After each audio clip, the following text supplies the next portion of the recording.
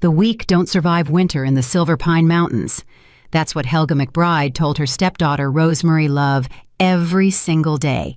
But Rosemary would learn that weakness isn't measured by wolf rank or bloodline strength. Sometimes the ones called weak are the only ones strong enough to save those who once rejected them. Tonight, 7 wolves would freeze to death outside her cabin door. And the Omega they'd spent years tormenting would have to choose.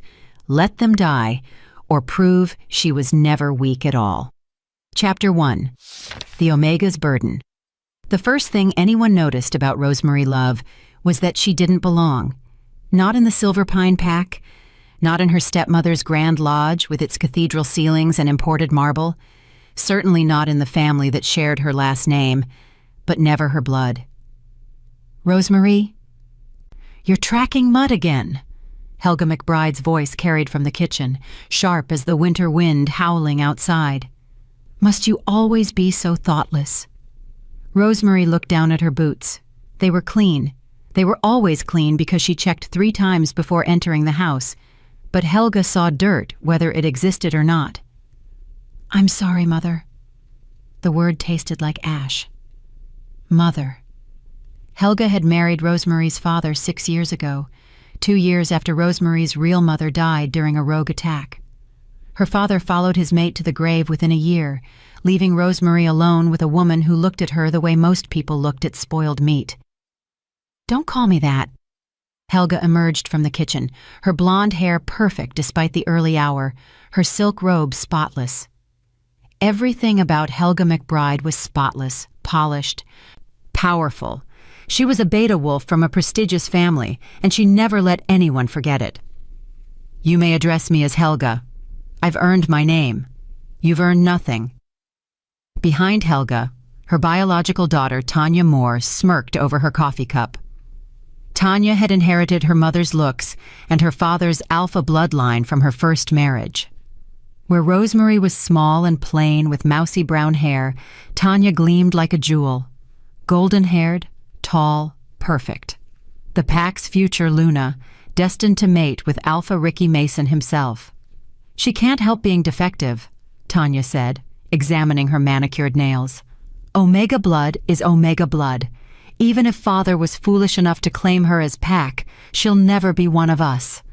Rosemary's wolf whimpered inside her chest.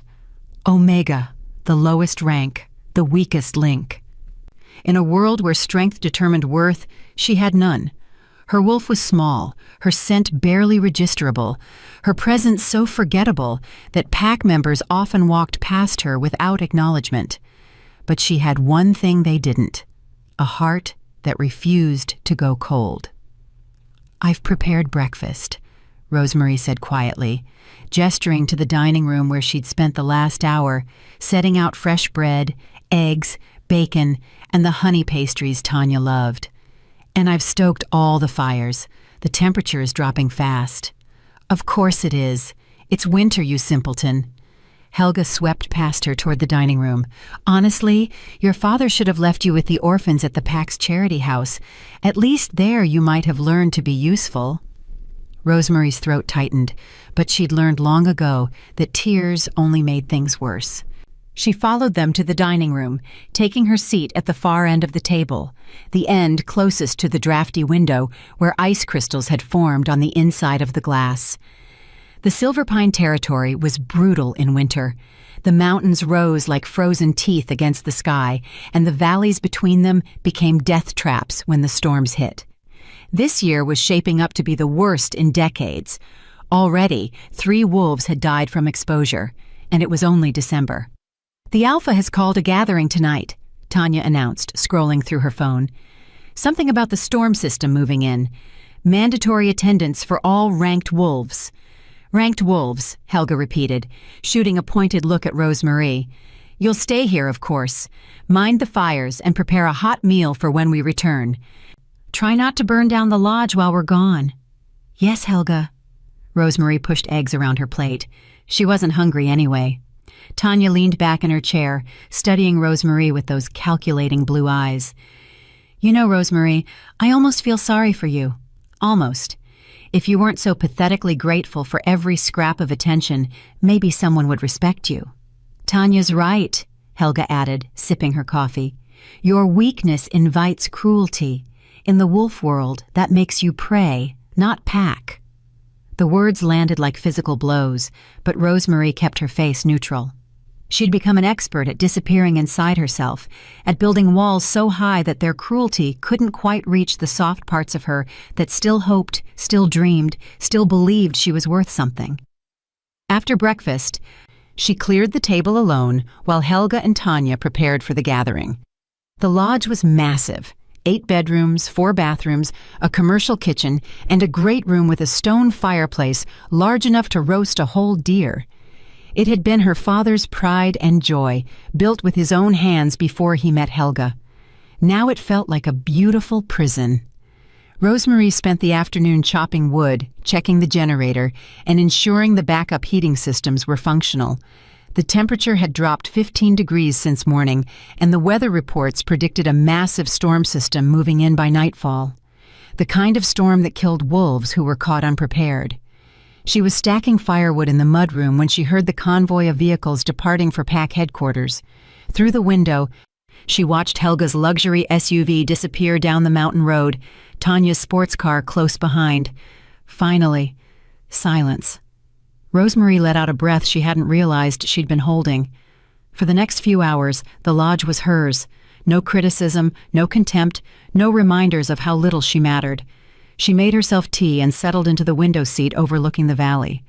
Snow had begun falling, thick flakes that caught the dying light. Beautiful and deadly. The mountains had a way of reminding wolves that nature didn't care about rank or bloodline. A blizzard would kill an alpha just as easily as an omega. The thought should have been comforting. Instead, it made her sad. Her wolf stirred restlessly. Something felt wrong. The air had that electric quality that came before major storms. And the wind carried scents that made her instincts scream warnings. Rosemary moved to the fireplace, adding logs and stoking the flames higher. She checked the windows, ensuring all the seals were tight. She filled pots with water in case the pipes froze. She did everything her father had taught her about surviving mountain winters. Then she heard it. A sound that didn't belong to the wind, scratching, at the back door.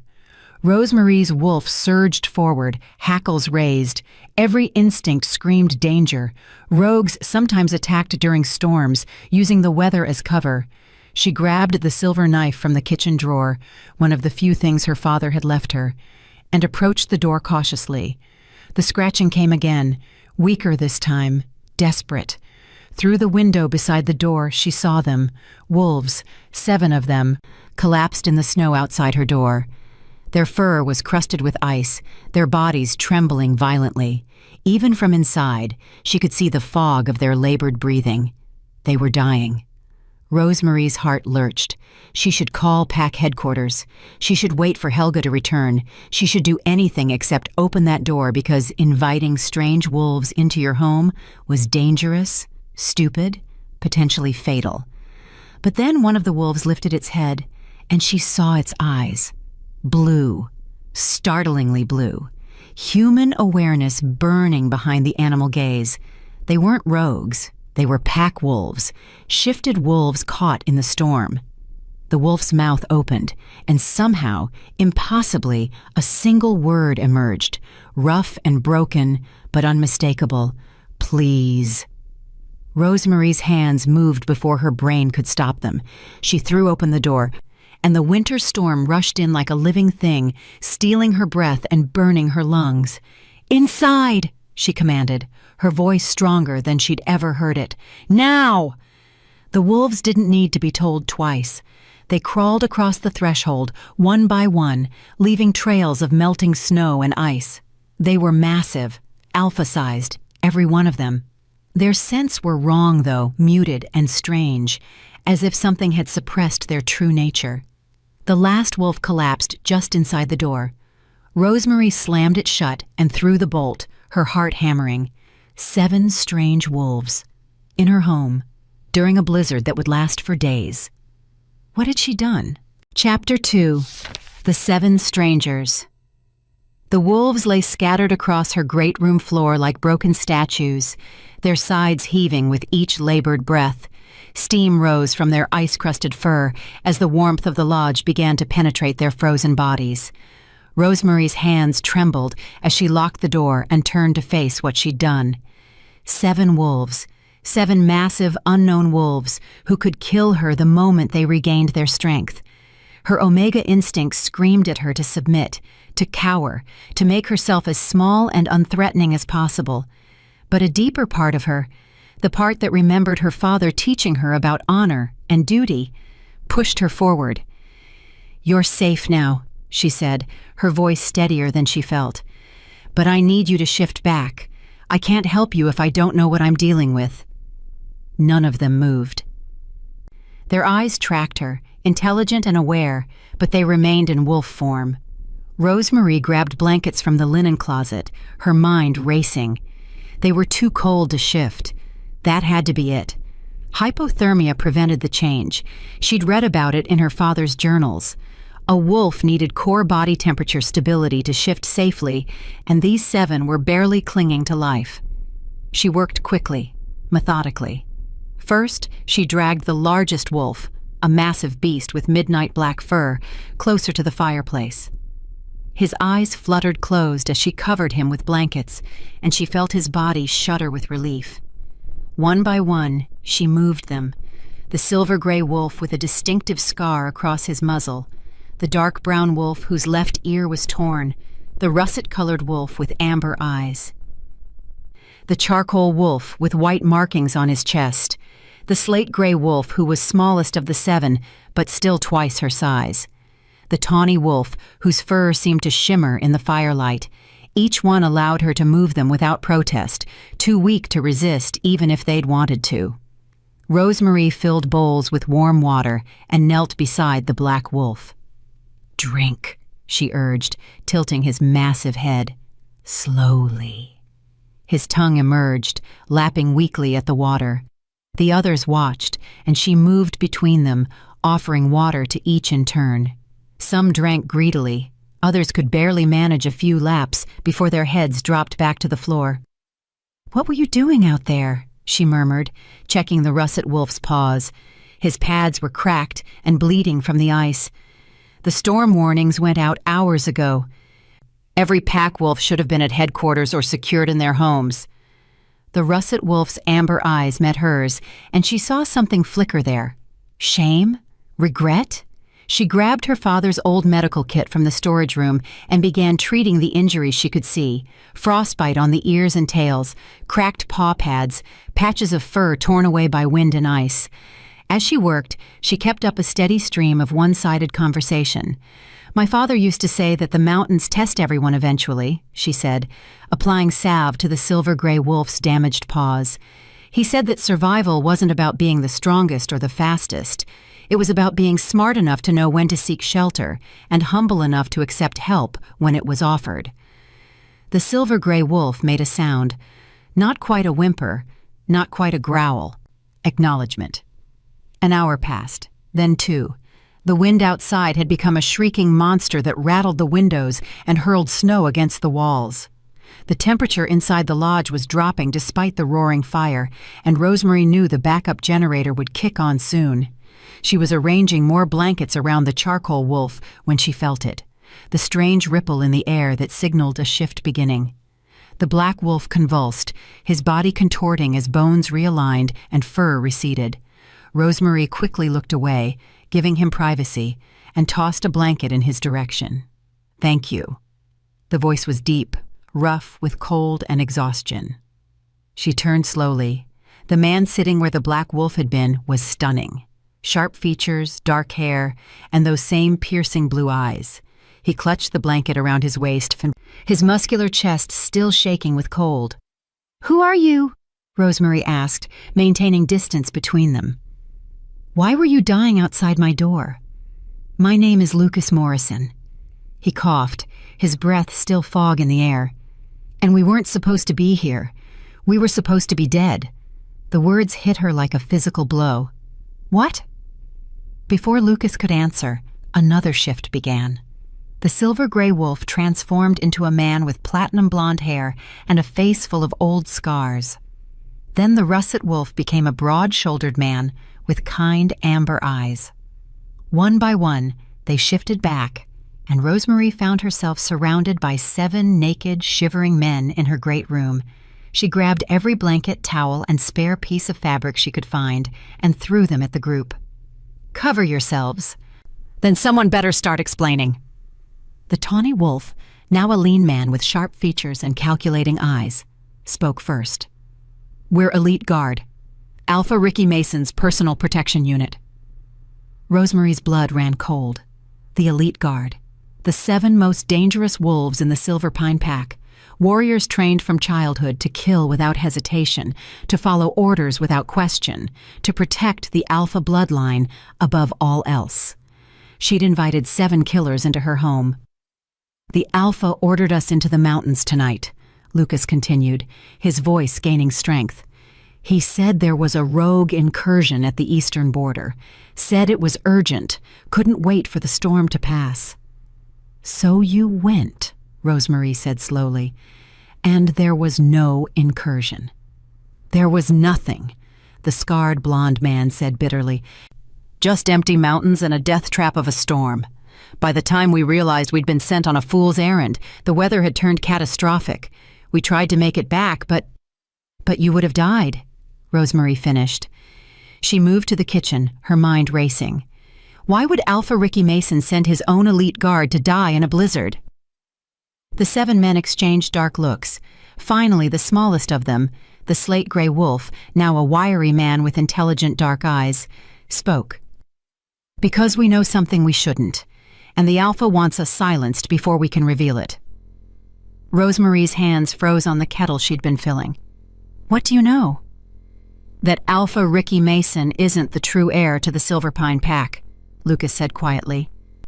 "And that the woman he's planning to take as his Luna is complicit in covering up the real Alpha's existence." The world tilted. Rosemary gripped the counter for support. "Tanya? You're talking about Tanya Moore? You know her?" The amber-eyed man, whose name she didn't yet know, leaned forward, wincing at the movement. "She's my stepsister." The words came out hollow. "And Alpha Ricky Mason is her intended mate. The mating ceremony is scheduled for the spring solstice." The 7 men went silent. Outside, the wind howled like a creature in pain. "Your stepsister," Lucas repeated slowly, "which means Helga McBride is your stepmother." "Yes." Rosemary forced herself to move, to continue making tea, even though her hands shook. "My father mated with her 6 years ago. He died a year later. Helga got everything, his property, his status, his seat on the pack council. I got nothing. Except this lodge," the scarred blonde observed, looking around. "This was your father's, wasn't it? His personal sanctuary?" "It was supposed to be mine when I came of age." Rosemary poured boiling water over tea bags, the familiar ritual grounding her. "But Helga claimed it as part of the estate. She lets me live here because I'm useful. I maintain the property, prepare meals when she visits, stay out of sight during pack functions." "Because you're Omega," the wiry man said softly. It wasn't a question. "Because I'm nothing." The bitterness surprised her. She usually kept those feelings locked away. "In case you haven't noticed, I don't rate high enough to warrant death threats or assassination attempts. I'm the pack's invisible girl." Lucas stood, keeping the blanket wrapped around his waist. Despite his obvious weakness, he moved with the grace of a trained warrior. "Not anymore. You saved 7 lives tonight. The moment we walked through that door, you became part of whatever conspiracy wants us dead." Rosemary's laugh was sharp and humorless. "Nobody cares what an Omega does or doesn't do.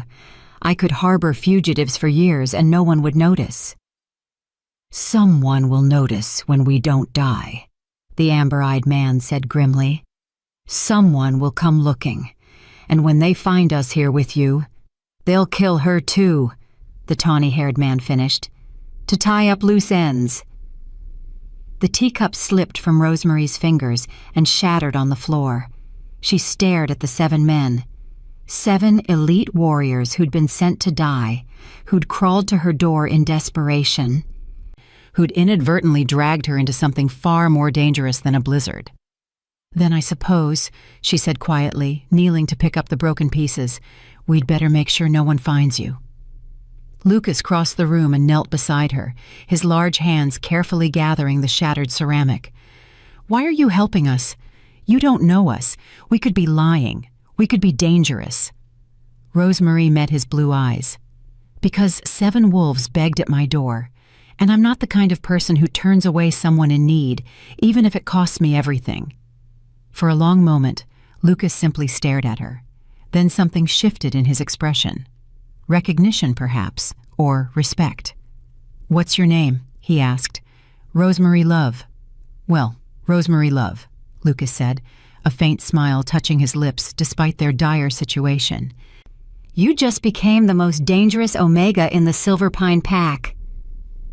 Outside, the storm raged on, and inside the lodge, 7 condemned men and 1 invisible girl began to realize that sometimes the ones the world overlooks are the only ones brave enough to change it. Chapter 3. Secrets in the Snow. The storm didn't stop. If anything, it intensified as the night deepened, transforming the world outside into a white void where nothing existed beyond the howling wind and endless snow. Inside the lodge, Rosemarie moved through the space like a ghost, checking windows, stoking fires, preparing food that the 7 men desperately needed. They'd given her their names now, and she repeated them silently as she worked, committing each one to memory. Lucas Morrison, the Black Wolf, their unofficial leader. Neil Lindsay, the scarred blonde with eyes that had seen too much violence. Dave Walker, the broad-shouldered russet wolf with amber eyes that still held kindness despite everything. Tony Taylor, the dark brown wolf with the torn ear, quiet and watchful. Blake Snyder, the charcoal wolf with white markings, who kept glancing at the windows as if expecting attack. Virgil Stafford, the wiry slate-gray wolf whose intelligence burned behind every word. Trevor Carney, the tawny wolf whose lean frame concealed predatory strength. 7 names, 7 lives now tangled with hers. "You should eat something," Dave said, appearing beside her in the kitchen. He'd found spare clothes in one of the guest rooms, her father's old things that Helga had never bothered to remove. They fit him poorly, too small across the shoulders, but at least he was covered. "I'm fine." Rosemarie stirred the large pot of stew she'd assembled from the lodge's stores. Venison, potatoes, carrots, herbs. Enough to feed an army, because these men needed calories to recover from their near-death experience. "You haven't stopped moving in 3 hours." Dave's voice was gentle, concerned. "You're going to collapse." "I'm Omega," she said automatically. "We're built to serve. It's what we do." His hand covered hers on the spoon, stopping her constant stirring. "That's not what you are. That's what they told you to believe." Rosemarie looked up at him, startled. His amber eyes held no pity, no condescension, just recognition, as if he saw something in her that others had missed.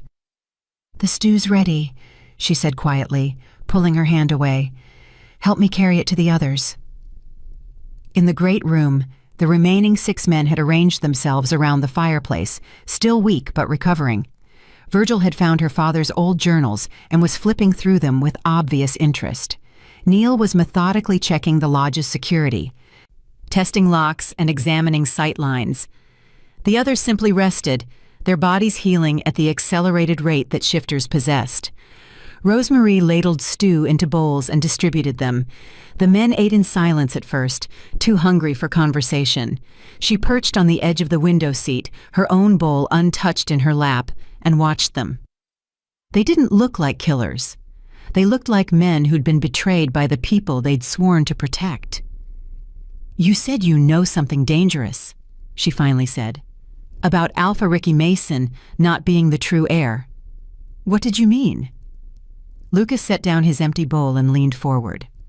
3 weeks ago, we were assigned to escort Alpha Ricky Mason to a meeting with the Council of Alphas in the Eastern Territories. Standard protection detail. But during the journey, We stopped at a small pack on the border, the Moonstone Pack. "I've never heard of them," Rosemary said. "Most haven't. They're isolated, traditional, keep to themselves." Lucas's jaw tightened. While Alpha Ricky Mason met with their leader, we were offered hospitality in their pack house. Their elder, an old woman named Georgina Noble, took one look at us and said something strange. Trevor picked up the story. She said, 7 wolves to guard a false king, while the true Alpha sleeps in ignorance." We thought she was senile, but she grabbed Lucas's arm and wouldn't let go. Said she'd seen it in a vision, that Silverpine Pack was being led by a usurper, and that the real heir had been hidden away to prevent a challenge. Vision? Rosemary's skepticism must have shown on her face. "Georgina Noble is a seer," Virgil interjected, looking up from the journal. "One of the last true ones. Her visions have predicted pack wars, natural disasters, alpha deaths. The Council of Alphas consults her on major decisions. She's never been wrong." A chill ran down Rosemary's spine. "What else did she say?" "That the usurper's mate-to-be knows the truth," Neil said, his scarred face grim. "That she's been complicit from the beginning, helping to conceal the real heir's existence. And that if the false king takes his Luna and solidifies his claim, the true Alpha will never be found." Tanya. They were talking about Tanya. Rosemary's mind raced. Tanya had always been ambitious, always hungry for power and status. But this? Helping to hide the true Alpha of the Silverpine Pack? "You still haven't explained why Alpha Ricky Mason would send you to die," she said. "Because we made a mistake." Blake's voice was bitter. "We told him about the vision. We thought he deserved to know that rumors were circulating about his legitimacy. We thought he'd want to investigate, to prove the old woman wrong." "Instead, he smiled," Tony said quietly. "It was the first time he'd spoken since shifting back. He thanked us for our loyalty. He said he'd look into it personally, and then tonight, he sent us into a blizzard to die." The implications crashed over Rosemary like an avalanche. "He knows. Alpha Ricky Mason knows he's not the real heir." "More than that," Lucas said. "He's been actively suppressing the truth, which means somewhere out there the real Alpha of the Silverpine Pack exists, and Ricky Mason has either hidden them away or killed them," Rosemary whispered. The fire crackled in the silence that followed. Outside, the wind threw snow against the windows with renewed fury. "We started digging after that meeting," Virgil said, setting aside the journal. "Quietly, carefully. We looked into the pack's history, the Alpha bloodline, births and deaths over the last 30 years, and we found something." He pulled a waterproof folder from his discarded gear. They'd carried their packs even in wolf form, testament to their training. From it, he extracted several documents, slightly damp but readable. 28 years ago, Alpha Gregory Mason and his Luna Clara had twin sons, Virgil continued, Ricky and Reginald. According to pack records, Reginald died at birth, stillborn, a tragedy for the Alpha family. "But he didn't die," Rosemary said, the pieces clicking together. "We don't think so. We found hospital records that don't match the official story. 2 healthy Alpha-born males, both breathing, both viable." Virgil spread the documents on the floor. "Then, 18 years ago, the Alpha and Luna died in a rogue attack. Convenient timing. Ricky Mason, only 10 years old, became Alpha-in-waiting under the regency of his uncle, Thomas Mason." "Thomas Mason, who died 5 years ago," Dave added, "right before Ricky Mason came of age and assumed full Alpha authority." "Also convenient," Neil muttered. Rosemary stood and moved closer to examine the documents. Her father had taught her to read pack records, and even with her limited experience, she could see the discrepancies. Dates that didn't align, medical notes that had been altered, death certificates with suspicious signatures. "This is why he wanted you dead," she said. "You have proof that his entire claim to the Alpha position is built on lies and possibly murder." "Proof that would be buried with us in the mountains," Lucas confirmed. "If not for you." The weight of that statement settled over the room. 7 lives, 1 Omega, and documents that could topple the current Alpha from power. The real heir could be anyone, Rosemary said slowly. If Reginald Mason survived, he could have been adopted out, hidden with another pack, raised under a different name. He might not even know who he is. That's the problem, Trevor said. Finding him, if he's even alive, would require resources we don't have, and time we definitely don't have. The moment this storm breaks, Alpha Ricky Mason will send wolves to confirm our deaths. When they find our bodies missing, he'll know someone helped us, Blake finished, and he'll start investigating. How long before the storm clears? Dave asked. Rosemary moved to the window, peering into the white chaos beyond. At least 2 days, maybe 3. Mountain storms like this don't pass quickly. 2 days to figure out our next move, Lucas said. 2 days to find evidence of where Reginald Mason might be. 2 days before we become hunted instead of hunters. There's something else. Rosemary turned back to face them, her heart hammering. Helga and Tanya left for pack headquarters before the storm hit. If they're not snowed in there, they'll return here once it's safe. This lodge is their property, remember? They'll walk right through that door. The 7 men exchanged glances. Then we need to be gone before that happens, Neil said. Gone where? Rosemary asked. Every pack member will be looking for you. Every territory will be on alert once Alpha Ricky Mason spreads the word that his elite guard went rogue. She's right, Virgil said. We're too recognizable. 7 elite warriors traveling together? We'd be caught within days. Unless we split up, Tony suggested. 7 separate targets are easier to hunt than one group, Lucas countered. We stay together, or we don't survive.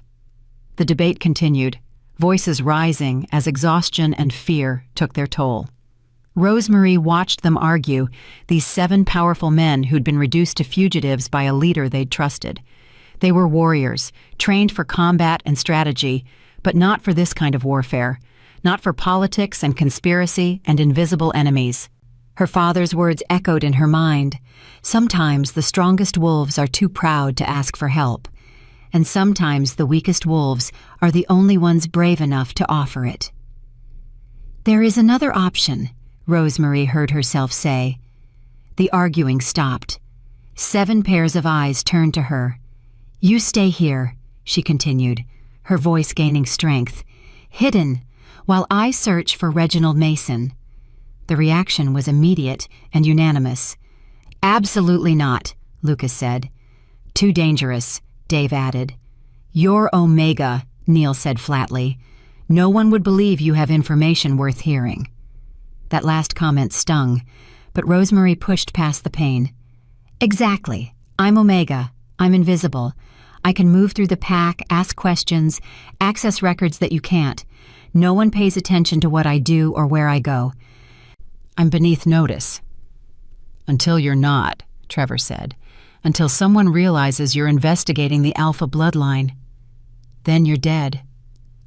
I'm already dead, Rosemary said quietly. I've been dying slowly in this pack for 6 years, watching Helga and Tanya strip away everything my father left me, everything I was supposed to be. At least this way, my death might mean something. Lucas stood and crossed to where she stood by the window. He was a full head taller, broader, stronger in every measurable way. But when he looked at her, she didn't see pity or dismissal in his blue eyes. You saved our lives tonight, he said. We won't repay that by letting you throw yours away. Then help me, Rosemary challenged. Teach me what to look for. Show me how to investigate without being caught. Give me something useful to do instead of just hiding 7 fugitives and hoping for the best.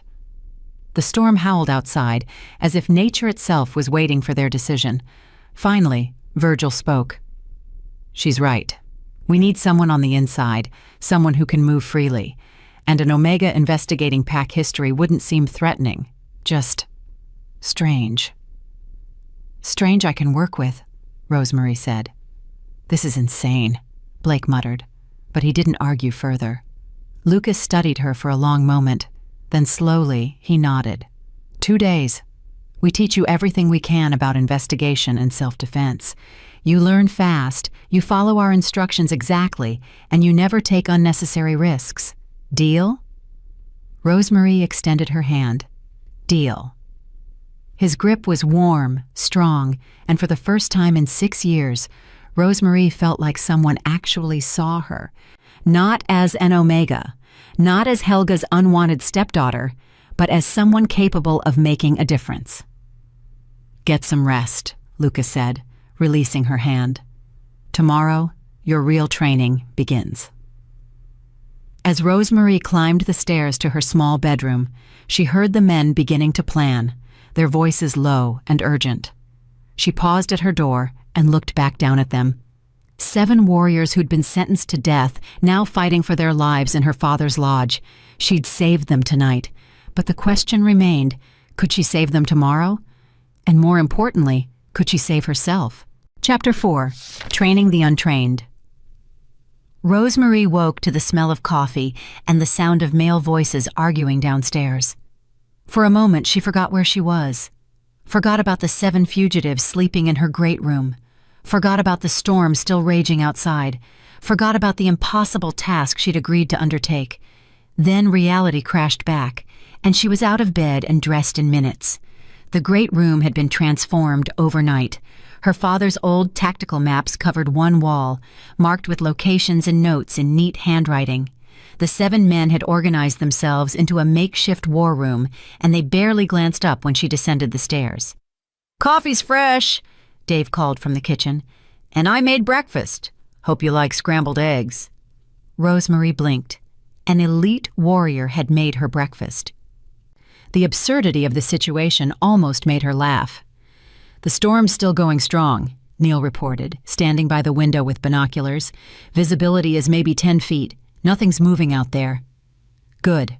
Lucas turned to face her, and Rosemarie was struck by how different he looked in the morning light.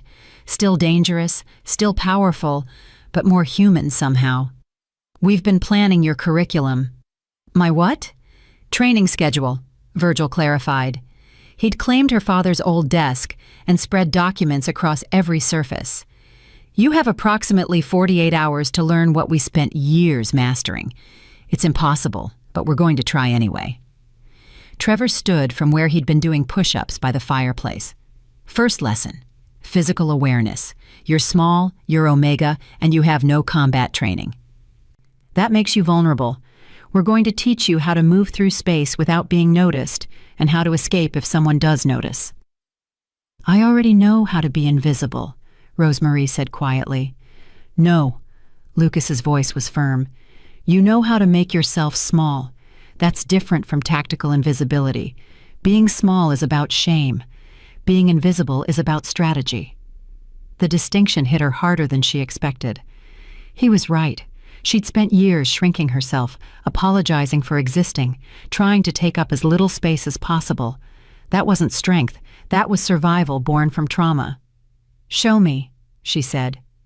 For the next 3 hours, they drilled her relentlessly. Neil taught her how to walk without making sound, how to move through a room without drawing the eye. Blake showed her sight lines and blind spots, the places where someone watching would naturally overlook. Tony demonstrated breathing techniques to slow her heartbeat and mask her fear scent.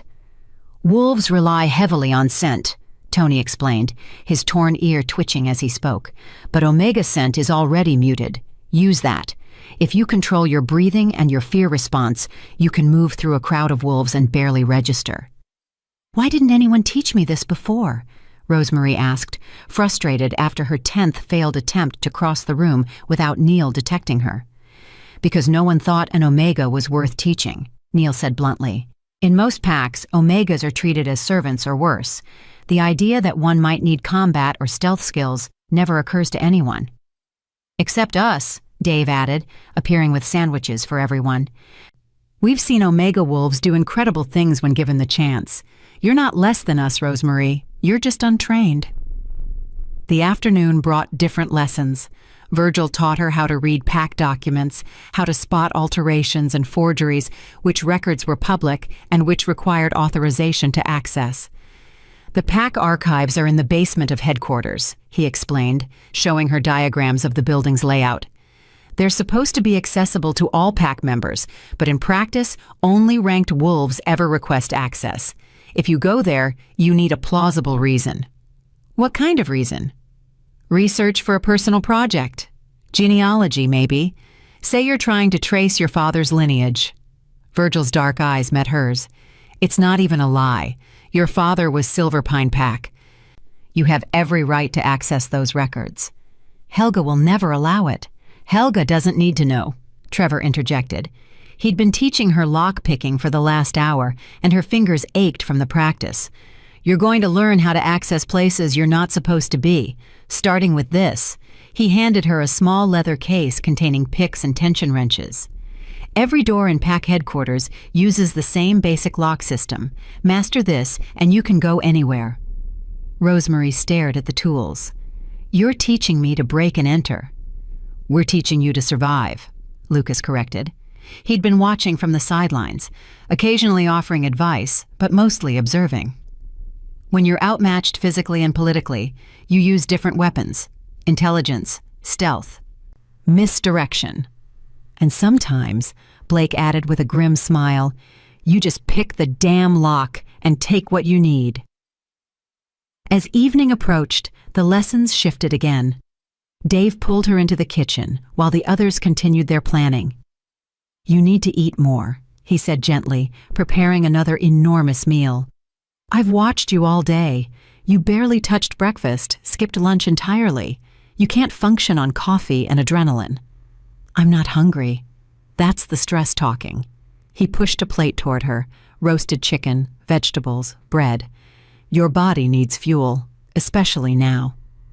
Rosemary picked at the food, her stomach in knots. Why are you all being so kind to me? I'm just the Omega who happened to answer the door. Dave set down his knife and turned to face her fully. You want the truth? We've served under Alpha Ricky Mason for 5 years. We've watched him abuse his power, manipulate pack members, crush anyone who questions his authority. And through it all, we told ourselves it was our duty to protect the Alpha, no matter what. He paused, his amber eyes haunted. Then we met you, an Omega who saved 7 lives without hesitation, knowing it would put you in danger. You didn't ask what we could offer you. You didn't demand payment or favors.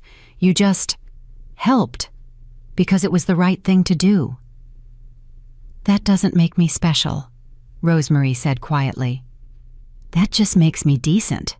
In a world where decency is rare, especially from those in power, yes, it makes you special. Dave returned to his cooking. Eat. You're going to need your strength. That night, after another meal shared around the fireplace, Lucas called everyone together. Tomorrow is day 2, he said. Our last full day before the storm breaks and decisions have to be made. Rosemary, you've learned a lot today, but we need to talk about the hardest part. What's that? What happens when you get caught? His expression was grave. And you will get caught eventually. Maybe not tomorrow or next week, but if you keep investigating Alpha Ricky Mason, he'll notice. And when he does, you need to know how to handle it. Trevor stood and began pacing. Rule 1, never admit anything. Even if they have evidence, even if they think they know everything, you deny until there's no other option. Rule 2, Neil continued, always have an escape route planned. Know every exit, every window, every possible way out before you enter a space. Rule 3, Blake said, if escape isn't possible, make noise. Scream, fight, cause a scene. Predators rely on victims being quiet. Don't be quiet. And Rule 4, Virgil added softly, if they're going to kill you anyway, take at least one of them with you. The words hung in the air like a death sentence. This is really happening, Rosemary whispered. I'm actually going to do this. You don't have to, Lucas said immediately. We can find another way. We can run, try to reach another pack, appeal to the Council of Alphas, and be killed on the road, Rosemary interrupted, or dismissed as traitors spreading lies about a legitimate alpha. No, you need someone on the inside, someone no one suspects, someone who has access to the places and people you can't reach. She stood, moving to the window where snow continued to fall in thick curtains. My father used to tell me a story about the mountains. He said that in winter, the strongest trees often break under the weight of snow because they're too rigid to bend. But the small, flexible branches survive because they know how to give way to pressure without breaking. She turned back to face them. You're the strong trees, powerful, trained, dangerous. But right now, you need a flexible branch, someone who can bend without breaking, who can survive in spaces you can't. Tony, who'd been silent for most of the evening, finally spoke. Your father sounds like he was a wise man. He was. Rosemary's throat tightened. He was also murdered by rogues in an attack that conveniently happened shortly after he opposed some of Alpha Ricky Mason's policies in the Pack Council. I was too young to understand the implications then.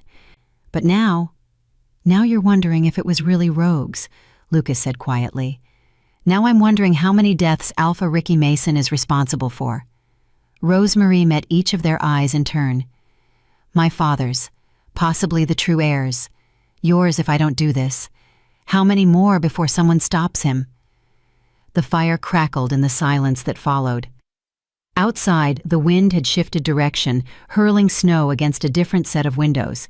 Finally, Dave spoke. Then we make sure you're as prepared as possible. Tomorrow we drill everything again. Stealth, lockpicking, document analysis, escape routes. We run scenarios until you can handle them in your sleep. And we give you this. Virgil produced a small device that looked like a modified cell phone. Emergency communicator. Encrypted, untraceable. If you're in trouble, you hit this button and we come running. Even if it means exposing yourselves? Rosemary asked. Especially then, Lucas said firmly. You don't die for us. That's non-negotiable. Rosemary took the device, its weight both comforting and terrifying. What if I fail? What if I can't find anything useful, or I get caught before I learn anything important? Then we regroup and try something else, Neil said. This isn't a suicide mission, it's intelligence gathering. You go in, you look around, you get out. Nothing heroic, nothing stupid. Just one Omega asking questions about her family history, Trevor added. Perfectly innocent. Until it's not, Blake muttered. Lucas shot him a warning look before turning back to Rosemary. Get some rest. Tomorrow's going to be intense. As the others settled in for the night, Rosemary climbed the stairs to her room once more. She stood at her window, watching the storm that had brought 7 strangers to her door and irrevocably changed her life. 24 hours ago, she'd been invisible, forgotten, a ghost haunting her own existence. Now she was the only hope for 7 condemned men and possibly the key to uncovering a conspiracy that reached the highest levels of pack leadership. Her father had taught her that the mountains tested everyone eventually. She just hadn't expected her test to come in the form of a blizzard, 7 fugitive warriors, and a truth that could destroy everything she'd ever known. But as she watched the snow fall, Rosemary felt something she hadn't experienced in years. Purpose. Tomorrow the real work would begin. Tomorrow she would transform from victim to warrior, from invisible to invaluable. Tomorrow the Omega would start fighting back, and heaven help anyone who stood in her way. Chapter 5. The Storm Breaks. The second day of training began before dawn. Rosemary woke to find Lucas waiting outside her bedroom door, his expression serious. No warning this time, he said. You have 60 seconds to dress, arm yourself with whatever you can find, and meet me downstairs without making a sound, starting now. Her heart lurched, but she didn't argue.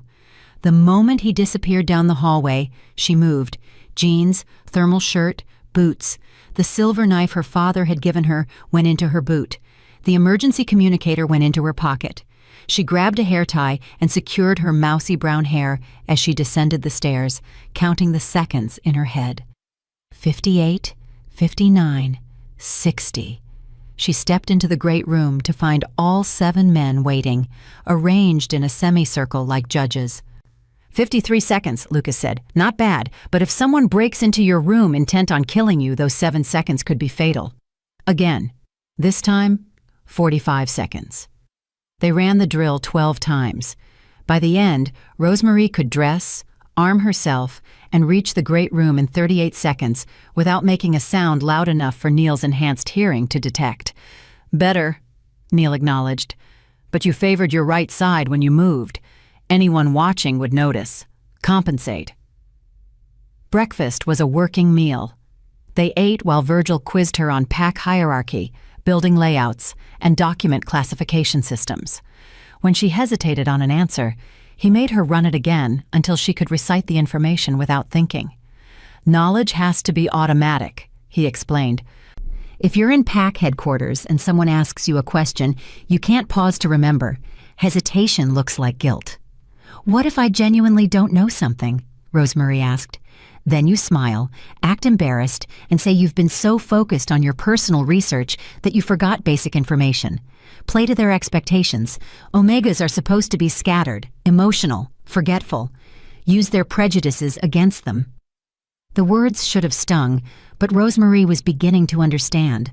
Her Omega status wasn't a weakness to overcome. It was camouflage to exploit. Mid-morning brought combat drills. Trevor and Blake taught her pressure points, vulnerable areas, and dirty fighting techniques. "You're never going to win a fair fight against a ranked wolf," Trevor said bluntly. "So don't fight fair. Eyes, throat, groin. Make them hurt and run." "What if running isn't an option?" Blake handed her a small canister. "Pepper spray, modified for shifter physiology. It'll drop even an alpha for about 90 seconds. Use it and get distance." 90 seconds isn't much time. "It's enough to reach a public space where witnesses can see you," Blake countered. "Predators don't like audiences." They practiced scenarios. Blake would grab her from behind, and she had to break free and reach the safe zone marked by the fireplace. Trevor would block her path, and she had to talk her way past him or find an alternative route. Tony would appear silently from hiding, and she had to detect him before he got within striking distance. She failed more often than she succeeded, but each failure taught her something new: where she was vulnerable, how to read body language, when to fight, and when to flee. "You're thinking too much," Dave observed during a water break. "Your instincts are good, but you second-guess them. Trust your gut." "My gut tells me I'm going to die doing this," Rosemarie said. "Then your gut is smart," Dave replied. "But your courage is stronger. That's what matters." After lunch, Virgil produced a set of copied documents, the evidence they'd gathered about Alpha Ricky Mason's fraudulent claim to power. "Memorize these," he said. "Every detail. If you find similar documents in the archives, you need to know what you're looking at immediately."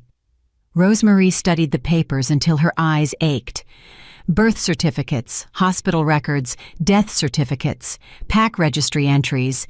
She learned to spot the telltale signs of alteration: ink that didn't quite match, signatures that seemed traced rather than written naturally, dates that conflicted with other documented events. Alpha Gregory Mason and Luna Clara had their twins on March 15th, she recited. According to hospital records, both were healthy. But the death certificate for Reginald Mason is dated March 14th, the day before he was born. "Exactly," Virgil said. "Someone didn't even bother to make the dates consistent. They were either sloppy or arrogant enough to think no one would check." "Probably both," Neil muttered from his position by the window. As afternoon faded to evening, the wind outside began to change. The howling fury that had raged for 2 days started to diminish, replaced by a lighter, less violent sound. "Storm's breaking," Neil announced. "We've got maybe 12 hours before travel becomes possible again." The atmosphere in the lodge shifted immediately. Their borrowed time was running out. Lucas called everyone together for a final briefing. "We need to discuss logistics. Rosemarie, when do Helga and Tanya typically return from pack headquarters?" "It depends. If they stayed there for social reasons, they might linger another day or two. But if they were just there for the gathering," Rosemarie calculated quickly, "they could arrive as soon as tomorrow afternoon, which gives us tonight to finalize our plan and hide any evidence of our presence," Trevor said. "Where will you go?" Rosemarie asked. "You can't stay here once they return, but you also can't leave the territory without being spotted." The 7 men exchanged glances. Finally, Lucas spoke. "There's a system of caves about 3 miles north of here. old mining tunnels from when the territory was first settled. They're marked as condemned on official maps, but they're actually stable if you know which passages to use. We've used them before for training exercises, Dave added. They're cold and miserable, but they'll keep us hidden. 3 miles in this weather, in your condition? Rosemary shook her head. You're not fully recovered from the hypothermia. The journey could kill you. Staying here will definitely kill us, Blake pointed out. Not if we're smart about it. Rosemary moved to the window, her mind racing. This lodge has a basement. It was built into the mountain itself, with storage rooms my father used for emergency supplies. Helga never goes down there. She considers it beneath her. You could hide there, and I could bring you food and supplies. Too risky, Neil said immediately. If they find you in the caves, you're trapped underground with no escape route, Rosemary countered. At least here, you have options. Multiple exits, supplies, and me running interference. She's right, Virgil said slowly. The caves are a death trap if we're discovered. Here, we at least have tactical advantages. Lucas studied Rosemary with those intense blue eyes. You're asking us to trust you with our lives. Completely. Yes. And if Helga or Tanya suspect something? If they question your behavior or search the lodge? Then I lie, Rosemary said simply. I've been lying to survive for 6 years. I can do it a little longer. Tony spoke up, his quiet voice cutting through the debate. The question isn't whether we trust Rosemary. We already do, or we wouldn't be here. The question is whether we're willing to put her in more danger by staying. I'm already in danger, Rosemary said. The moment I opened that door, I chose a side. You staying or leaving doesn't change that, but it might change whether you survive long enough to expose the truth. The fire crackled. Outside, the wind had dropped to a whisper. We stay, Lucas decided. But we follow Rosemary's lead. This is her territory, her home. We're guests, and guests follow house rules. Relief and terror warred in Rosemary's chest. They were staying, 7 fugitives in her basement, depending on her to keep them alive and hidden. Then we need to move you tonight, she said, forcing her voice to remain steady, before daylight makes it too risky. I'll show you the basement access and help you bring down supplies. They worked through the evening, transforming the lodge's basement from a dusty storage area into a livable hideout. Rosemary's father had stored camping equipment, emergency rations, and medical supplies down there. She'd always thought it was excessive preparation. Now she was grateful for his paranoia. Your father was a prepper, Virgil observed, examining the neatly organized supplies. He called it respecting the mountains, Rosemary said. He said that nature doesn't care about your rank or your power. A blizzard will kill an alpha just as easily as an omega, so smart wolves prepare for the worst. Smart wolves survive, Dave agreed. They set up sleeping areas, arranged supplies, and established a communication system. Rosemary would knock 3 times on the basement door when it was safe to move around. Any other pattern meant danger. As they finished, Lucas pulled Rosemary aside. Tomorrow, you start your investigation, but I need you to promise me something. What? At the first sign of real danger, not discomfort, not inconvenience, but actual life-threatening danger, you run. You forget about us, you grab what you can, and you run. I won't abandon you. You won't die for us either, Lucas said firmly. His hands gripped her shoulders, warm and solid. We're trained warriors who chose this fight. You're a civilian who got caught in the crossfire. Those are very different things. I stopped being a civilian when I pulled you through that door, Rosemary said. I'm part of this now, whether you like it or not. Stubborn Omega, Lucas muttered, but there was a hint of admiration in his voice. Arrogant Alpha, she shot back, then froze. You're not actually Alpha, are you? I mean, your rank... Beta, Lucas said. High Beta, but not Alpha. Why? Just something about the way you all defer to you, the way you make decisions. Rosemary studied him. You lead like an Alpha. Leadership isn't about rank, Lucas said quietly. It's about who's willing to make the hard calls when it matters. Remember that, Rosemary. In the coming days, you're going to have to make impossible choices. Trust yourself to make them." As midnight approached, the 7 men descended into the basement. Rosemary stood at the top of the stairs, looking down at them. "Stay safe," she said. "Stay smart," Lucas replied. "And remember, 3 knocks means all clear. Anything else means run." She closed the door and slid the bolt into place. From the outside, it looked like nothing more than a storage area entrance. From the inside, it was a hiding place for 7 wolves who'd trusted an Omega with their lives. Rosemary moved through the lodge, erasing evidence of their presence. She washed dishes, folded blankets, returned her father's journals to their shelves. By the time she finished, it looked exactly as it had before 7 frozen wolves had collapsed on her doorstep. She climbed to her room and stood at the window, watching the storm's final gasps. Dawn was coming, and with it, a return to the world that had spent 6 years teaching her she was worthless. But she wasn't worthless. 7 warriors had trusted her. 7 lives depended on her ability to be brave, clever, and invisible all at once. Tomorrow she would return to Pack headquarters. Tomorrow she would smile at Helga's cruelty and ignore Tanya's contempt. Tomorrow she would walk into the archives and begin searching for a truth that powerful wolves had killed to hide. Tomorrow, the invisible Omega would become the most dangerous wolf in the Silverpine Pack, and no one would see her coming. Chapter 6. The Archives. Helga's phone call came at 9 in the morning, jarring Rosemary from a restless sleep. "We'll be returning this afternoon." Helga's voice was crisp, imperious. "The roads are clearing, and I refuse to spend another night in that dreadful guest suite at headquarters. Have the lodge prepared, fresh linens, a hot meal, and for heaven's sake, make sure the fires are properly stoked. I won't tolerate coming home to a cold house." "Yes, Helga," Rosemary said automatically. "And Rosemary, the Alpha has requested a meeting with all Pack members tomorrow evening. You will attend. Try not to embarrass yourself." The line went dead before Rosemary could respond.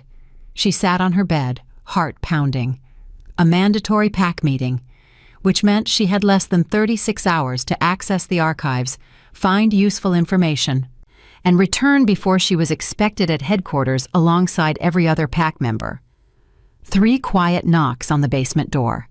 The all-clear signal. Lucas emerged first, his hair disheveled from sleep. "We heard. You're on a tighter timeline now." "Which means I need to go today," Rosemary said. "This morning, before Helga and Tanya return." "Absolutely not," Neil said, appearing behind Lucas. "You haven't had enough preparation. 1 day of training isn't sufficient for—" "1 day is all we have," Rosemary interrupted. She was already moving, pulling on clothes suitable for Pack headquarters. "The archives will be quieter this morning. Most wolves will still be recovering from the storm, dealing with property damage, checking on family. It's the perfect time." Dave appeared with a travel mug of coffee and a breakfast sandwich. "At least eat something first." Rosemary took both gratefully. "I'll drive to headquarters, say I'm there to help with storm cleanup if anyone asks. Then I'll slip into the archives during the afternoon shift change, when security is lightest." "You've memorized the layout?" Virgil asked. "Every floor, every corridor, every exit." She recited them quickly, proving her retention. "Lock-picking tools?" Trevor added. She patted her pocket where the small leather case rested. "Emergency communicator?" Blake prompted. She held up the device. "And if you're caught?" Tony asked quietly. "I'm just an Omega researching my family history," Rosemary said, her voice steady despite the fear churning in her stomach. "Perfectly innocent." Lucas handed her a folded piece of paper. "Names to look for. Start with these. If you find anything, birth records, death certificates, adoption papers, medical files, photograph them with your phone. Don't take originals. We need the Pack to believe those documents are still secure." Rosemary unfolded the paper and scanned the list. Reginald Mason, Gregory Mason, Clara Mason, Thomas Mason, Georgina Noble, Harold Love, her father. That last name made her breath catch. "Why my father?" "Because he opposed Alpha Ricky Mason's policies and died conveniently soon after," Lucas said gently. "If Ricky Mason is willing to kill to maintain his position, Your father might not have been killed by rogues. The world tilted. She'd suspected, but seeing it written out made it real. Find the truth, Lucas said. Whatever it is. We need to know what we're really fighting.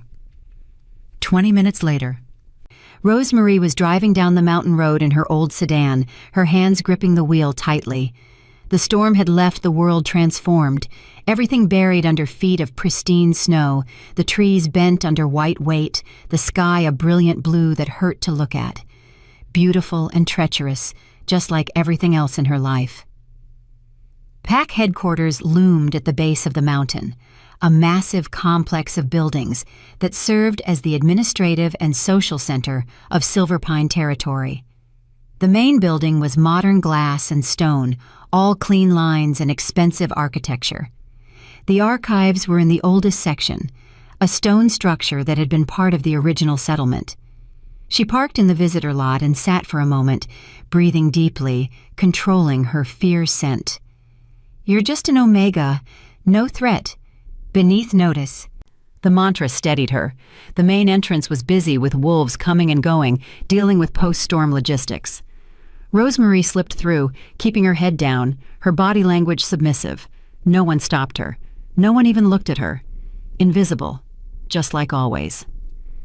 The archives entrance was on the second floor, down a corridor most wolves never used. As Virgil had predicted, the door was locked, but used a standard pin tumbler system. Rosemarie glanced both ways, then pulled out the lockpicking tools. Her hands shook. The picks felt clumsy and wrong. Breathe. Count the pins. Feel for the binding pin. Gentle pressure. Trevor's instructions echoed in her mind. She forced her hands steady and tried again. The lock clicked open. Rosemarie's heart soared even as terror flooded through her. She'd done it. She was actually doing this. The archives room was exactly as Virgil had described. Rows of filing cabinets, a few old computers for the digitized records, and dust thick enough to choke on. Clearly, not many wolves came here. She moved quickly to the section marked Alpha Family, Historical Records, and began searching. Gregory Mason, born 1965, mated to Clara Whitestone, 1987. Pack merger documents, territory agreements, council appointments, everything documenting the life of a legitimate alpha.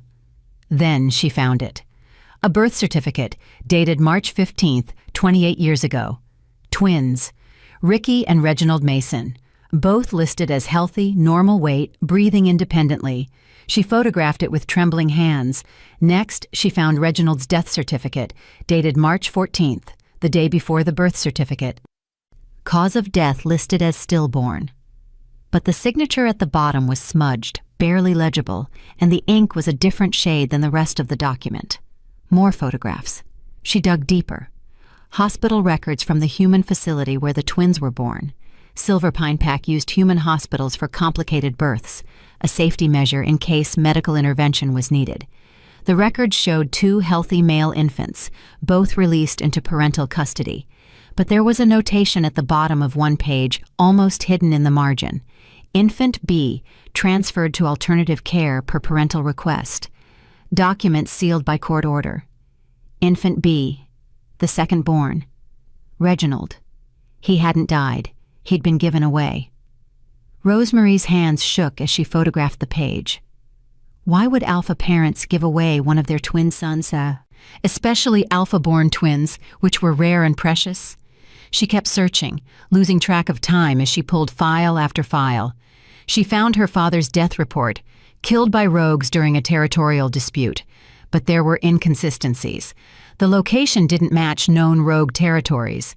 The timing coincided exactly with the Pack Council vote where her father had opposed Alpha Ricky Mason's proposal to consolidate power by eliminating the council's veto authority.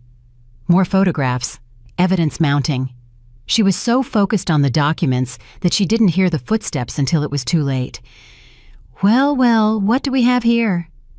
Rosemarie spun, her heart stopping. Tanya stood in the doorway, her perfect hair and makeup immaculate despite the early hour. Behind her, 2 beta wolves from Alpha Ricky Mason's inner circle watched with cold eyes. Tanya! Rosemary fought to keep her voice steady. I didn't know you were back. Clearly. Tanya's gaze swept the archives room, taking in the open filing cabinets, the documents spread across the table, Rosemary's phone in her hand. What are you doing here, little sister? The endearment dripped with poison. Research, Rosemary said, falling back on her prepared excuse. Family history. I wanted to learn more about Father's lineage. In the Alpha family records section? Tanya moved closer, her heels clicking on the stone floor. That's interesting. Father was beta-born, wasn't he? His records would be in an entirely different section. Rosemary's mind raced. Think, adapt, survive. I got confused, she said, letting embarrassment color her voice. Playing to their expectations, scattered, emotional, forgetful Omega. The filing system is complicated, and You're lying. Tanya's voice went cold. You're standing in front of the Mason family records with your phone out, photographing documents. That's not confusion. That's espionage. The two beta wolves moved to block the door. Rosemary's hand drifted toward her pocket, toward the emergency communicator. Don't! Tanya caught the movement. Whatever you're reaching for, leave it alone. Blake, take her phone. One of the betas moved forward. Rosemary backed up, her Omega instincts screaming at her to submit, but Lucas's training overrode them. Eyes, throat, groin. Make them hurt and run. Stay back, she warned. Blake laughed. Or what? You'll hurt me? You're Omega, sweetheart. You couldn't hurt a mouse. He reached for her phone. Rosemary's hand moved instinctively. The silver knife from her boot was in her hand and at his throat before he could blink. I said, stay back. The room went silent. Blake froze, his eyes wide with genuine shock. Tanya's perfect composure cracked. You pulled a weapon on pack security, Tanya said slowly. That's an executable offense. He tried to take my property without cause, Rosemary countered, her voice stronger than she'd ever heard it. I have every right to defend myself. In the archives, photographing classified documents. The new voice came from the doorway, and Rosemary's blood turned to ice. Alpha Ricky Mason stepped into the room, his presence filling the space like a physical force.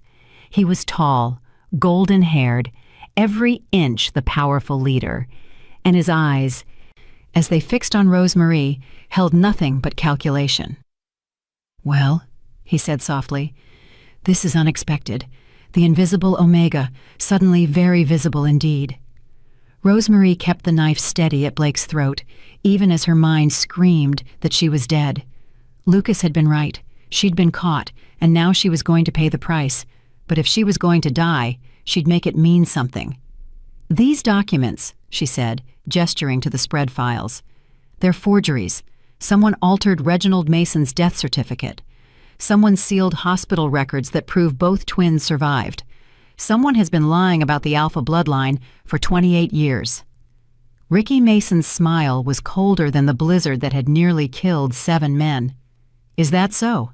And you think you, a worthless Omega, can prove such an accusation? I think the truth doesn't care about rank, Rosemary said. And I think you're terrified of what I might find, or you wouldn't be here personally. His expression didn't change, but something flickered in his eyes. Respect? Fear? Rage? Tanya, my love, he said, never taking his eyes off Rosemary. Take our guest to the detention cells. We'll discuss her accusations privately. With pleasure. Tanya's smile was victorious. Rosemary's hand moved to her pocket, hitting the emergency button on the communicator 3 times. The signal would reach the lodge. Lucas and the others would know she was in trouble, but they were 3 miles away, hiding in a basement. By the time they could reach her, if they even tried, it would be far too late. Blake grabbed her wrist, twisting until the knife clattered to the floor. The other beta pinned her arms. Rosemary fought, but 2 beta wolves against 1 Omega was no contest. Take the phone too, Ricky Mason ordered, and bring those documents. I want to know exactly what she found. As they dragged her from the archives, Rosemary caught one last glimpse of the birth certificate lying on the table. Evidence, proof, truth. And now, in the hands of the man who'd kill to keep it hidden, she'd failed. Failed the 7 warriors who'd trusted her. Failed her father's memory. Failed herself. The detention cells were in the basement of headquarters, cold stone rooms that smelled of fear and old blood. They threw her into one and slammed the door, the sound of the lock engaging like a death sentence. Rosemarie slid down the wall, her bravado crumbling. She was going to die here, alone, unmourned, another invisible Omega who'd overstepped. But then she remembered Lucas's words. At the first sign of real danger, you run. She hadn't run. She'd stood her ground, held a knife to a beta's throat, and accused the alpha of fraud to his face. Maybe she hadn't found the air. Maybe she'd been caught. But for the first time in her life, Rosemarie Love had refused to be invisible, and that, she thought, as tears streamed down her face, was worth something, even if it cost her everything. Chapter 7. The Truth Beneath the Lies. The detention cell was cold, dark, and smelled of despair. Rosemarie sat with her back against the stone wall, her mind racing through scenarios, each one worse than the last. They had her phone. They had the documents she'd found.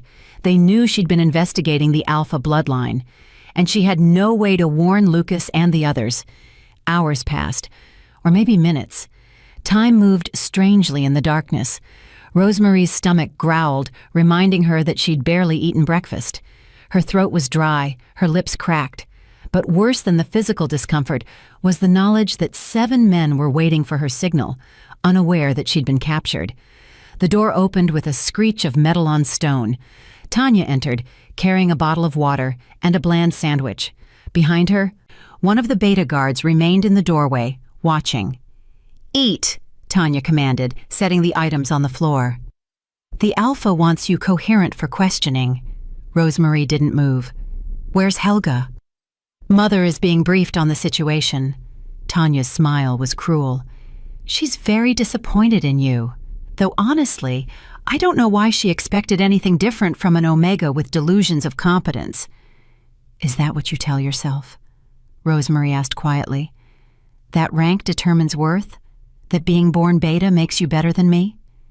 "It doesn't make me better," Tanya said. "It makes me relevant. You're a footnote, Rosemarie, a minor inconvenience that will be resolved and forgotten. Like Reginald Mason was forgotten?" Tanya's composure cracked for just a moment. "You don't know anything."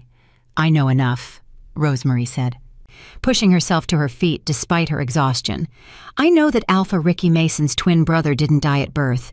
I know he was transferred to alternative care and that the records were sealed. I know that makes your future mate a fraud." "Careful." Tanya's voice dropped to a dangerous whisper. "You're already facing execution for assaulting PAC security. Don't add treason to the charges. Truth isn't treason. Truth is whatever the Alpha says it is." Tanya moved closer, her perfectly manicured hand reaching out to grip Rosemarie's chin, forcing eye contact. "You really don't understand how the world works, do you? Power makes truth, strength makes law, and you, little Omega, have neither." "Then why am I still alive?" Rosemarie jerked her chin free. "If I'm so irrelevant, so powerless, why not just kill me and be done with it?" Tanya's smile returned, cold and satisfied. "Because you're going to tell us who you're working with. And Omega doesn't just wake up one day and decide to investigate the Alpha bloodline. Someone put you up to this. Someone gave you information, and you're going to tell us who." Understanding crashed over Rosemarie like a wave. They thought she was working for someone else.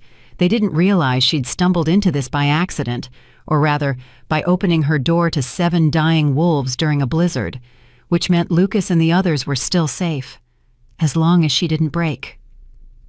"I'm working alone," Rosemarie said. "Liar." Tanya's hand moved fast, striking Rosemarie across the face. The Omega's head snapped to the side, pain exploding across her cheek. "Who sent you? Which rival pack?" "Which council member?" "No one," Rosemarie insisted, tasting blood where her teeth had cut her lip. "I wanted to know about my father's death, that's all." Another slap, harder this time. Rosemarie's vision blurred. "Your father was a traitor who opposed the Alpha's authority," Tanya hissed.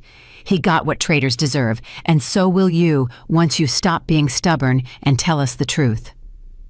Through the pain, Rosemary felt something crystallize inside her. Confirmation. Her father hadn't died in a random rogue attack. He'd been murdered for standing against Ricky Mason's consolidation of power. "My father," she said slowly, straightening despite the agony in her jaw, "was more of an alpha than Ricky Mason will ever be. That's why you had to kill him." Tanya's eyes went wide. "I never said—" "You just did." Rosemary smiled through the blood on her lips. "You confirmed he was killed for opposing the alpha. Thank you." The beta guard stepped forward, but Tanya waved him back. "You think you're clever," she said softly. "You think that little revelation matters. But who will you tell? You're locked in a cell. No one knows you're here. No one's coming to save you." Rosemary said nothing, because Tanya was wrong. 7 someones knew she was in trouble, and whether they would or could come for her remained to be seen. Tanya left, taking the food and water with her. The door slammed shut, plunging Rosemary back into darkness. She explored the cell by touch, mapping its dimensions. 10 feet by 10 feet, stone walls, stone floor, no windows. The door was solid metal with a small slot at the bottom for food delivery, no obvious weaknesses. But there was a ventilation grate near the ceiling, too small for a person to fit through, but large enough for sound to carry. Rosemary dragged the cell's single bench beneath the grate and climbed up. She could hear muffled voices from somewhere above. The detention cells were directly beneath the main administrative offices. She listened, straining to catch fragments of conversation. "Can't simply execute her without cause." An older male voice, authoritative. "She assaulted Beta Blake. She was caught red-handed in the archives. What more cause do you need?" Ricky Mason's voice, smooth and confident. "The optics are bad.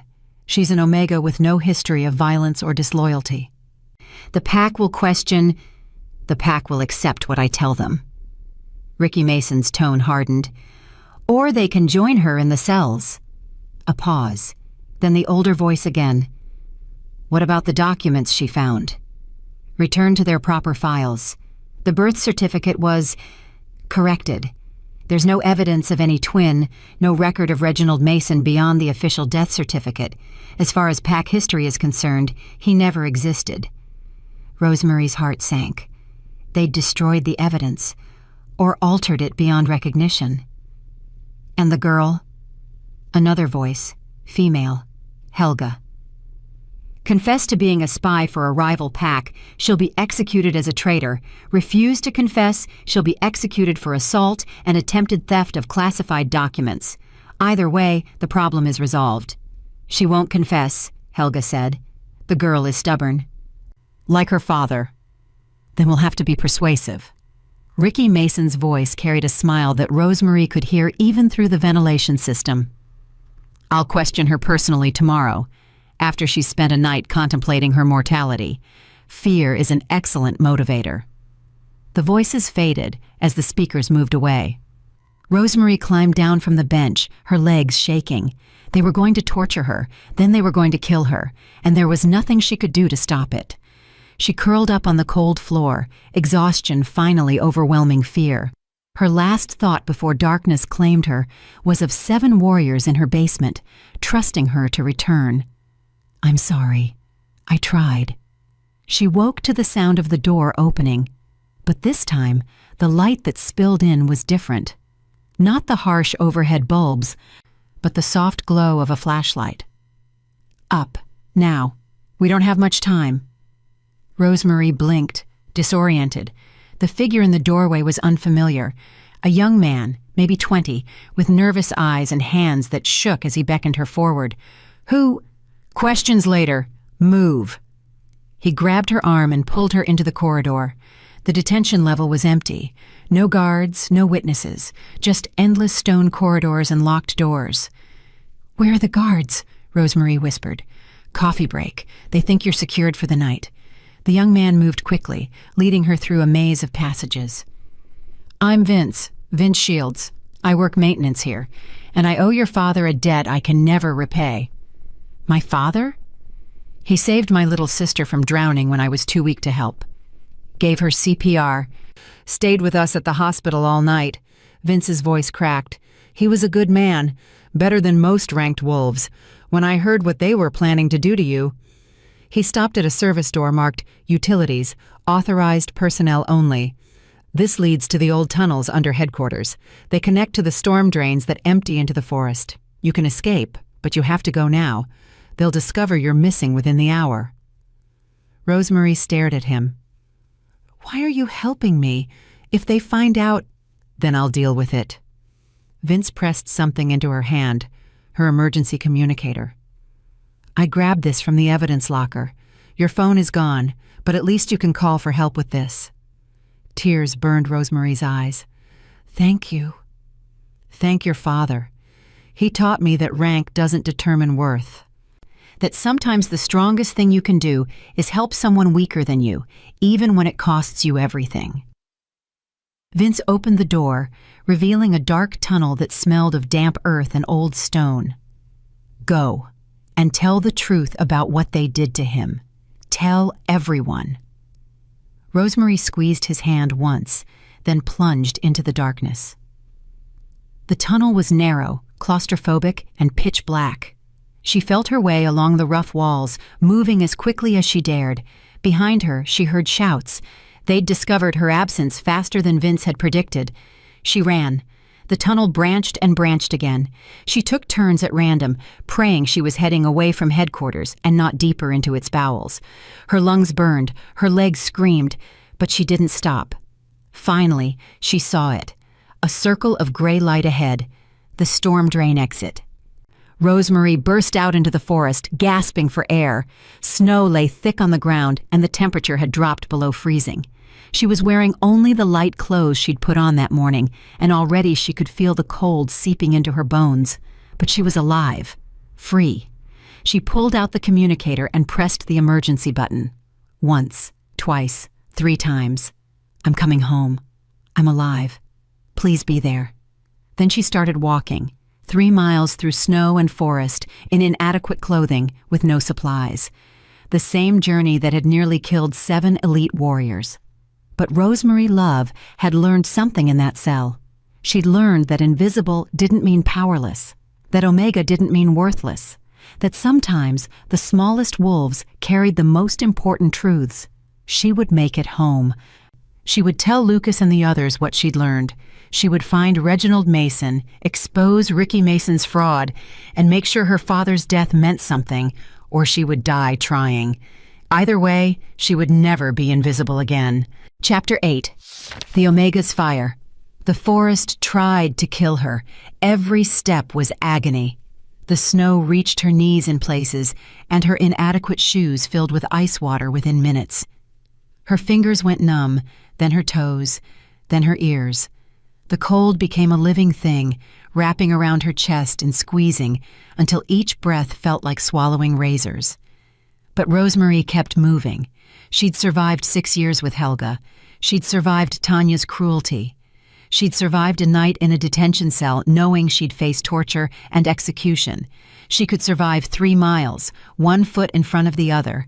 Count your steps. Focus on the number. 100 steps, 200, 500. Her legs gave out at step 843. Rosemary collapsed in the snow, her body simply refusing to continue. The cold didn't feel so bad anymore. Actually, it felt almost warm, comfortable, like sinking into a soft bed after a long day. She knew what that meant. Hypothermia, the same thing that had nearly killed Lucas and the others. "Get up!" her wolf snarled inside her mind. "Get up, or we die here like prey." "Can't," Rosemary whispered. "Then shift. Let me carry us home." Shifting took energy her body didn't have. It required a stable core temperature that she'd lost somewhere around step 600. But her wolf was right. Staying here meant death. Rosemary closed her eyes and reached for the shift. Pain exploded through her body as bones realigned, as muscles tore and reformed, as fur erupted across her skin. The transformation was supposed to be smooth, natural. This was butchery. Her body screamed in protest, fighting the change even as her wolf forced it through. When it ended, Rosemarie lay panting in the snow, her small omega wolf form shaking violently. But she was warmer. The fur helped. The forelegs helped. She ran. Her wolf form was faster, more agile in the snow. She leaped over fallen logs and dodged around trees, following the scent markers she'd memorized on the drive to headquarters that morning. The lodge was north and east, 3 miles through terrain that would kill a human, but was merely challenging for a wolf. She made it 2 miles before the searchers found her. The howl split the night, a hunting call, answered by 6 voices. They'd sent wolves after her. Professional trackers who knew these mountains better than she ever would. Rosemarie pushed harder, her small legs churning through the snow, but she was exhausted, frozen, and fundamentally weaker than the beta and alpha wolves pursuing her. They were gaining. A massive gray wolf burst from the trees to her left, cutting off her path. Rosemarie skidded to a halt, snow spraying. The gray wolf's lips pulled back, revealing teeth designed to tear through flesh and bone. She recognized him, one of Ricky Mason's personal guards, a wolf who'd killed rogues and traitors without hesitation. He lunged. Rosemarie dove right, his jaws snapping closed on empty air where her throat had been a heartbeat before. She scrambled up a snow-covered slope, her claws scrabbling for purchase. 2 more wolves appeared at the top of the slope. She was surrounded. The gray wolf stalked toward her, confident now that his prey was trapped. Rosemarie backed against a boulder, her mind racing. Eyes, throat, groin. Make them hurt and run. But she was in wolf form. No knives, no pepper spray, no human weapons, just teeth and claws and the fighting instincts of an omega who'd never been taught to fight. The gray wolf pounced. Rosemarie met him midair, going for his exposed throat the way Trevor had taught her. Not with strength, but with precision. Her teeth sank into the vulnerable spot where jaw met neck, not deep enough to kill, but deep enough to hurt. The gray wolf yelped and twisted away, blood streaming from the wound. The other 2 wolves hesitated, surprised that the omega had fought back at all. Rosemarie didn't wait for them to recover. She ran, shooting between them before they could block her path. Behind her, angry howls split the night. The chase was on again. She could see the lodge now, lights glowing in the distance. 1/2 mile. 1/4 mile. So close. The gray wolf hit her from behind like a freight train. They tumbled together down a slope, a chaos of fur and teeth and claws. Rosemarie felt ribs crack, felt warm blood soak into her fur, hers or his, she couldn't tell. They crashed to a stop at the bottom of the ravine, and the gray wolf's jaws closed around her back leg. Bone snapped. Rosemarie screamed, the sound emerging as a broken howl. This was it. She'd almost made it home, almost warned Lucas and the others, almost made her father's death mean something, almost wasn't enough. The gray wolf dragged her backward through the snow, away from the lodge, back toward headquarters and execution. The other tracker wolves appeared at the top of the ravine, watching their packmates secure the escaped prisoner. Then the night exploded with violence.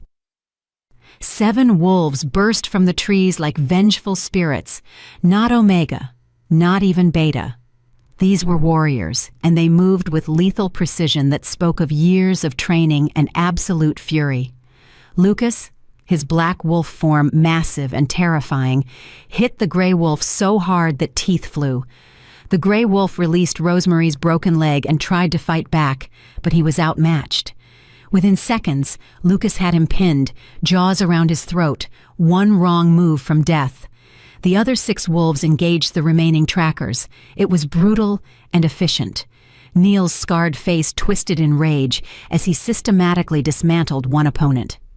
Dave's russet form protected Rosemarie even as he fought. Tony, Blake, Virgil, and Trevor worked in perfect synchronization, the product of hundreds of hours training together.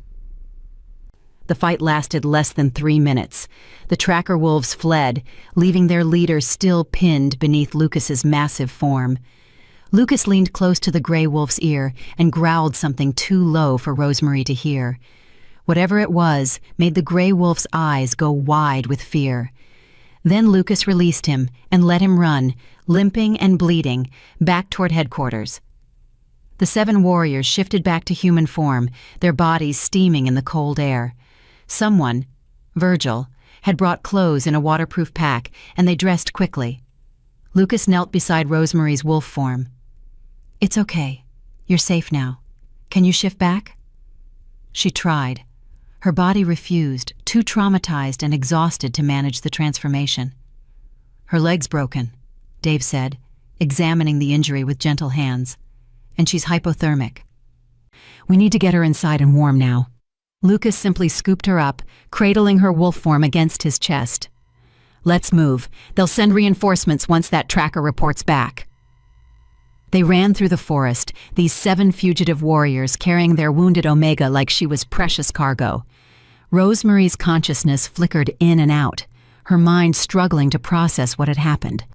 They'd come for her, 7 men who were supposed to stay hidden, who were supposed to protect themselves above all else. They'd risked everything to save one Omega they'd known for less than a week. The lodge appeared through the trees. They burst through the door, and suddenly there was warmth and light and blessed safety. Dave took over, his field medic training evident in every efficient movement. "I need to set the leg before she shifts back, or it'll heal wrong. Someone get blankets, warm water, and the medical kit." Lucas laid Rosemary on the couch before the roaring fire. His hand stroked between her ears, a gesture so gentle it made her wolf whimper. "You did it," he murmured. "You got into the archives. You found something. I know you did." She wished she could speak, could tell them everything she'd learned, but her wolf form couldn't form words, and her body was shutting down from shock and cold. "Set the leg," Lucas ordered. "Do whatever you need to do. Just save her." Dave worked quickly, his hands sure despite the complexity of setting a bone on a wolf. Rosemary howled once when the bone shifted back into alignment, then mercifully, darkness claimed her. She woke human, warm, and in her own bed. For a moment, she thought it had all been a fever dream, the archives, the cell, the escape, the fight. But then she tried to move her leg and agony shot through her, confirming the reality of her situation. Easy. Lucas appeared beside the bed, pressing her gently back against the pillows. Dave set the bone and splinted it, but you need to stay still for at least 48 hours while it heals. "They know," Rosemary croaked, her throat raw from screaming. "They know I was in the archives. They've altered the documents. They're planning to execute me." "Slow down." Lucas held a glass of water to her lips. "Start from the beginning." She told them everything, finding the birth certificate, the hospital records showing 2 healthy twins, the notation about infant B being transferred to alternative care, Tanya catching her, the cell, the conversation she'd overheard about destroying evidence and making her confess. When she finished, the 7 men sat in grim silence. "They confirmed your father was murdered," Virgil said finally. "That's something." "Something that dies with me if Ricky Mason gets his way," Rosemary countered. "I failed. I got the evidence, but they destroyed it. We're back where we started." "Not quite." Virgil pulled out a laptop. "While you were unconscious, I did some digging. That notation you mentioned. Infant B transferred to alternative care per parental request. Documents sealed by court order. That's legal language for a closed adoption. Which means there's a court record somewhere," Trevor said, catching on. "Exactly. Adoption records are sealed, but they're not destroyed.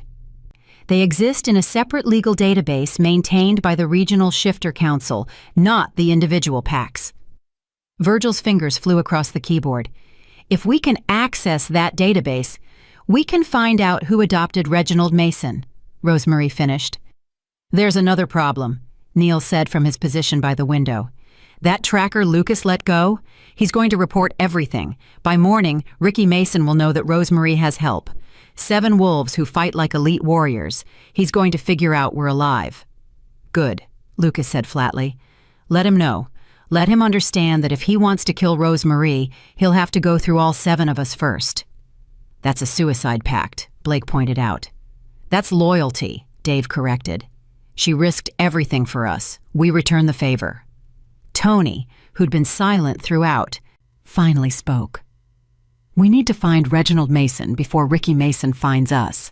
That's the only way any of us survive this. How long to crack the adoption database? Lucas asked Virgil. 48 hours, maybe less if I can bypass their security protocols. Virgil's expression was grim. But we're working against the clock. Every hour we stay here increases the risk. Then we work fast. Lucas turned back to Rosemarie. You need to rest and heal. Let us handle the next phase. No. Rosemarie struggled to sit up despite the pain in her leg. I'm part of this now. You don't get to sideline me just because I'm injured. You can barely walk, Neil said. I can still think. I can still plan. Rosemarie met each of their eyes in turn. And I know things about this pack that you don't. I know where secrets are kept, who can be trusted, who owes my father debts. Like Vince Shields, Lucas said, the maintenance worker who helped you escape. Like Vince, Rosemarie confirmed, and there are others. Omegas and low-ranked wolves who've been invisible so long that the powerful forget we exist. We see things, we hear things, and some of us, when pushed hard enough, are willing to fight back. A slow smile crossed Lucas's face.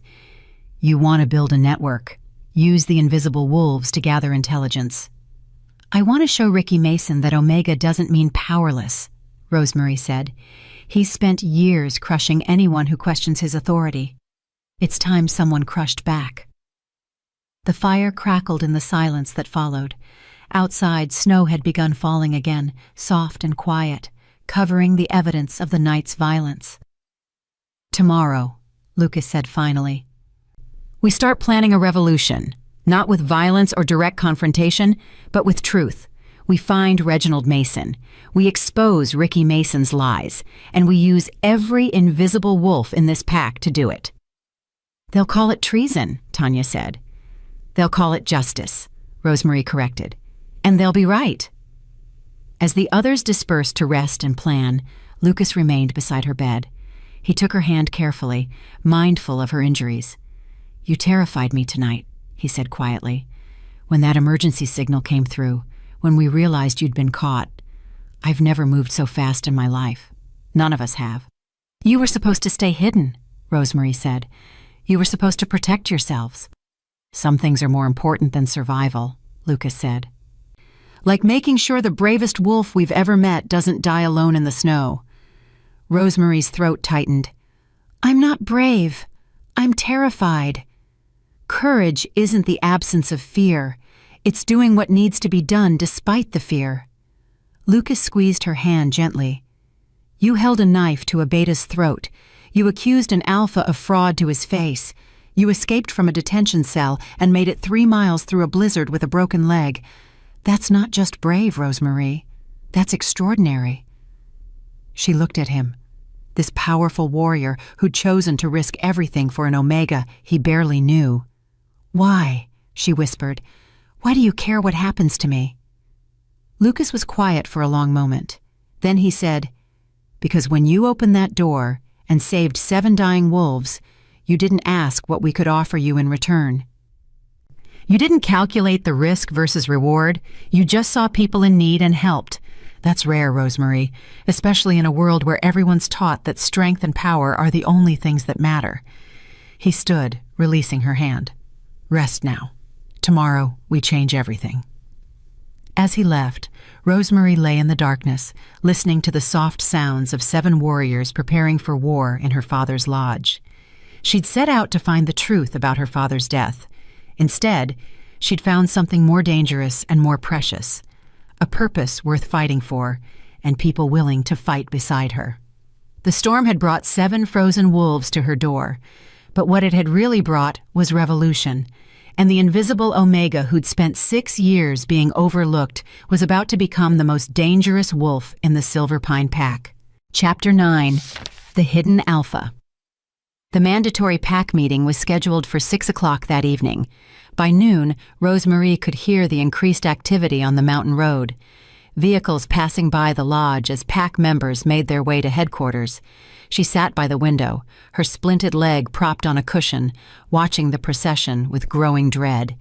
Helga and Tanya would be there. Ricky Mason would be there. And they would all be expecting her to attend. "You're not going," Lucas said firmly. He'd been hovering since she'd woken, alternating between protective and paranoid. "I have to." Rosemarie kept her gaze on the road. "If I don't show up, they'll send wolves to drag me there. Or worse, they'll come here and find all of you. Your leg is broken. You have a legitimate excuse." "Helga doesn't accept excuses." Rosemarie turned to face him. "Trust me, if I'm not there, she'll make it her personal mission to retrieve me, and 7 fugitive warriors hiding in my basement won't survive that kind of scrutiny." Virgil looked up from his laptop, dark circles under his eyes from a night of hacking. "She's right. Her absence would draw more attention than her presence." "Then we go with her," Dave said. He'd been reviewing medical supplies, preparing for every possible emergency. "Stay close, stay hidden, but be ready to extract her if things go wrong." 7 elite warriors sneaking into pack headquarters during a mandatory meeting? Blake shook his head. "That's insane." "So is letting her walk in there alone," Neil countered. They argued for another hour, voices rising and falling as they debated tactics and risks. Finally, Trevor proposed a compromise. 3 of us go. Lucas, because he's the best fighter. Dave, because he can pass as a regular pack member if spotted. And me, because I know every entrance and exit at headquarters. He looked at Rosemarie. "We stay in wolf form, use the forest as cover, and monitor the meeting from outside. First sign of trouble, we extract you. No arguments." "That still leaves 4 of us here," Tony pointed out. "Someone needs to guard the lodge," Virgil said, "and continue working on cracking the adoption database. I'm close. Another few hours and I'll have the information we need." The plan was settled. At 4:30 they began preparations. Dave helped Rosemarie into clothing suitable for a pack meeting: dark slacks, a modest sweater, boots that accommodated the splint on her leg. He'd fashioned a walking stick from a sturdy branch, carved and smoothed until it could support her weight. "Remember the breathing exercises," Tony said as they prepared to leave. "Control your fear scent. Keep your heart rate steady." "And if Ricky Mason tries to detain you again," Neil added, pressing the modified pepper spray into her hand, "use this and run. We'll find you." Lucas shifted to his massive black wolf form and waited by the door. Dave and Trevor followed suit, their wolves smaller than Lucas's, but no less dangerous. Rosemarie limped to her car, her broken legs screaming protest with each step. The 3 wolves melted into the forest, shadows among shadows, invisible to anyone not specifically looking for them. The drive to headquarters felt like a funeral procession. The parking lot was packed. Every pack member who could attend had shown up, drawn by curiosity about the mandatory nature of the meeting. Rosemarie spotted Helga's luxury SUV in the reserve section, Tanya's sports car beside it. She parked in the far corner and sat for a moment, gathering courage.